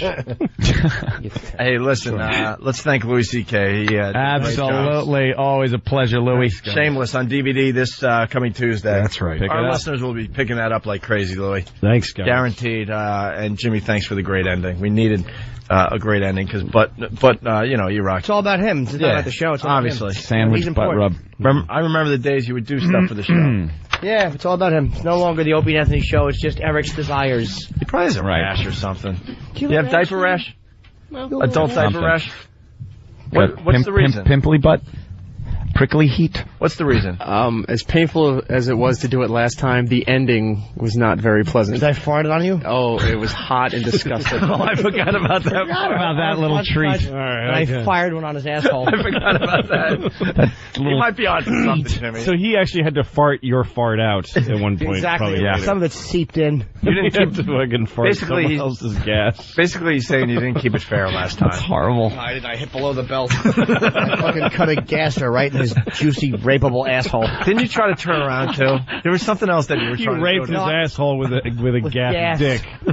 With the most basic of elements. I wanted to turn around and smack his ass with my dick, but I was like afraid that could be a human resources issue. I'd get in trouble. But butt rubbing's okay. That's harmless. Yeah. Butt rubbing. Your dick. Elo would have an issue with that. He'd probably be mad that I didn't do it That's to him. true. The gas a fart is a gas, but everything it must have a solid and liquid form too. If you wrap that fart in something and maybe pressurize it or condense it into different a liquid. temperature, you could actually get liquid fart. Yeah, and drink it. Or solid fart. Yeah. I understand E-Rock's stance at this point. How's that done? I forgot about the fart thing, Jim. I'm fascinated now. You actually felt it, E-Rock? I'm going to go to the lab after this. You can't get a grant for that, so nobody's... No. E-Rock felt the warm air. He felt it. Oh. Was it one of those... No. Where it just goes... It was one of those moments where you felt you'll never be clean again. It was loud. Yeah. It was like right. It was hot and loud. Everything a fart should be. If you were going to write a song about a fart, that would be the one. Like Bette Midler sang about that one. Bob Dylan wrote a hot and loud anthem about that fart. Great. That's good. Now I understand why he might have been a little Why did shy they to make do the it. noise when... I always thought it was like your cheeks kind of bouncing together. But if you spread your ass cheeks, it makes a tooting noise.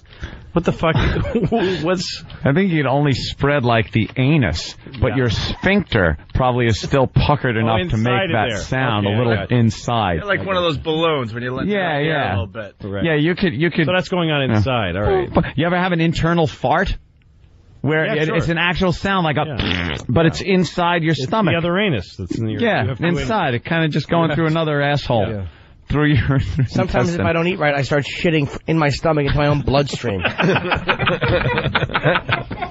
I don't eat right. Yeah. When I don't have my 4 food groups. Redding from Whackbag, E-Rock doesn't want to touch butts because E-Rock has diarrhea from the Fat Smash diet. Could be. Probably does. Diarrhea? No. How's that going for you? Good? Good. Good man. You're running out of days, you know. Yep. Next Thursday. That's it. Next Thursday. Oh, yeah, you're right. I'm sorry. Every shitty paste looks like rice pudding. How many pounds do you got to lose in a week? I think I got about 6 more pounds. That's the hardest. It's the hardest. It's the Dr. Ian Smith bet. We'll talk about that tomorrow. We're going to go. All right. The last ton is always the hardest. Oh, come on. I'm teasing my buddy E-Rock. He knows he's my friend. You coming on the boat this 4th? I don't know, maybe. Well, fuck you then. Go fuck yourself. Like last year wasn't fun enough. You want some drunk driving, some fun? Come on. To what? The boat. What boat? Billy Mac's boat. We take it out on the East River there and go by the UN and watch the fireworks. Can I go? If you want to, yeah, you're cordially invited. Maybe I'll bring my broad. Bring your broad with you. Maybe I'll bring my broad. I'm getting car service because I should have gotten life in prison last time for how I drove drunk. I want to say to everybody, never do that. But it wasn't good enough to just drive drunk and try to be safe. I raced from about Shea Stadium into Midtown Manhattan. Were we down to? I have no idea where we were. I know we were somewhere in Manhattan. I remember going through did we take the tunnel or the bridge? I have no idea. I was hammered. E-Rock's trying to remind you that you went to New York City to play fuse ball, because that's how you write that word. Fuse ball. Yeah, that's what I was playing. Big bomb that you light and throw it. Like that joke. F-ball. Fuse ball. We played I drove foosball. so drunk once with like lots of people in the car. It was like a classic. So yeah, that was wiping out a bunch of kids. Should have just killed everybody. And I had to have one eye closed so I didn't see 2 of shit. Oof. That's how drunk I was. That's bad. Driving with one eye and going really fast and laughing. That's the last thing you should ever see. Yeah. Before you just hit something. Should have died. And I did spin out. I was on Sturrow Drive in Boston. And I hit a nasty curve and I spun. The whole car spun many times. See, thank God it was the middle of the night. Nobody else was coming. Thank God your body should have been thrown out of it. Yes, they should have found you in a fucking berry shrub. Yeah, no, I had no problem. Dirty I had no problem that time. But I heard something very frightening this morning. It was on the news. They're trying to pass legislation for if you're drunk and cause a fatality. Life in prison. Sure, well, yeah. Life in prison. I think that sounds right. Oh, yeah, and then I'm thinking to myself, that sounds right. And then you think, like... Could happen to me in 10 seconds. Might be an accident, I'm but 2 moves away it's not from your that. fault. Yeah. Like, you're drinking, but but somebody else screws up, and all of a sudden you're just out having a good time, and then you're in prison for the rest of your life. Yes. Just think of that like no, it's true. That good could time, prison for the rest of your life. You could be one notch above legal alcohol, and you get in an accident that wasn't your fault, and somebody dies. Yep. Prison for life. Yep. What about That's fucking... I live with that kind of fear every time I fuck a boy's mouth. Prison for life. You just learn, hey, it's safer being in an airplane, all that kind of... Right. Most people slip in a bathtub. True. Some things are worth the risk, Lou. Exactly. Let's get out of here. All right. Yeah, it is time to go. Opie left hours ago. We've been going over every He day, just though. left. He probably recorded the promo and is gone. But again, thank you, Louis. Louis C.K., always fun to have you in. Thank you. DVD when? The 26th of June, Tuesday. Tuesday. Yes. Pick it up. Hysterical. Jimmy Norton, my pal. I have nothing going on. Oh, wait. Maybe some things. There's surprises around the corner. I know that. That's all I'll say. My cock is itching. Oh, I'm at Crackers in Indianapolis for the 4 people still listening. Oh. Are you going to go to Bob and Tom? Yeah, I'll go over Are there. they good? I'll be at Crackers in Indianapolis this weekend. Cool. And that is the show. I want to see if your Rock screws up. Show. Opie and Anthony. Opie and Anthony.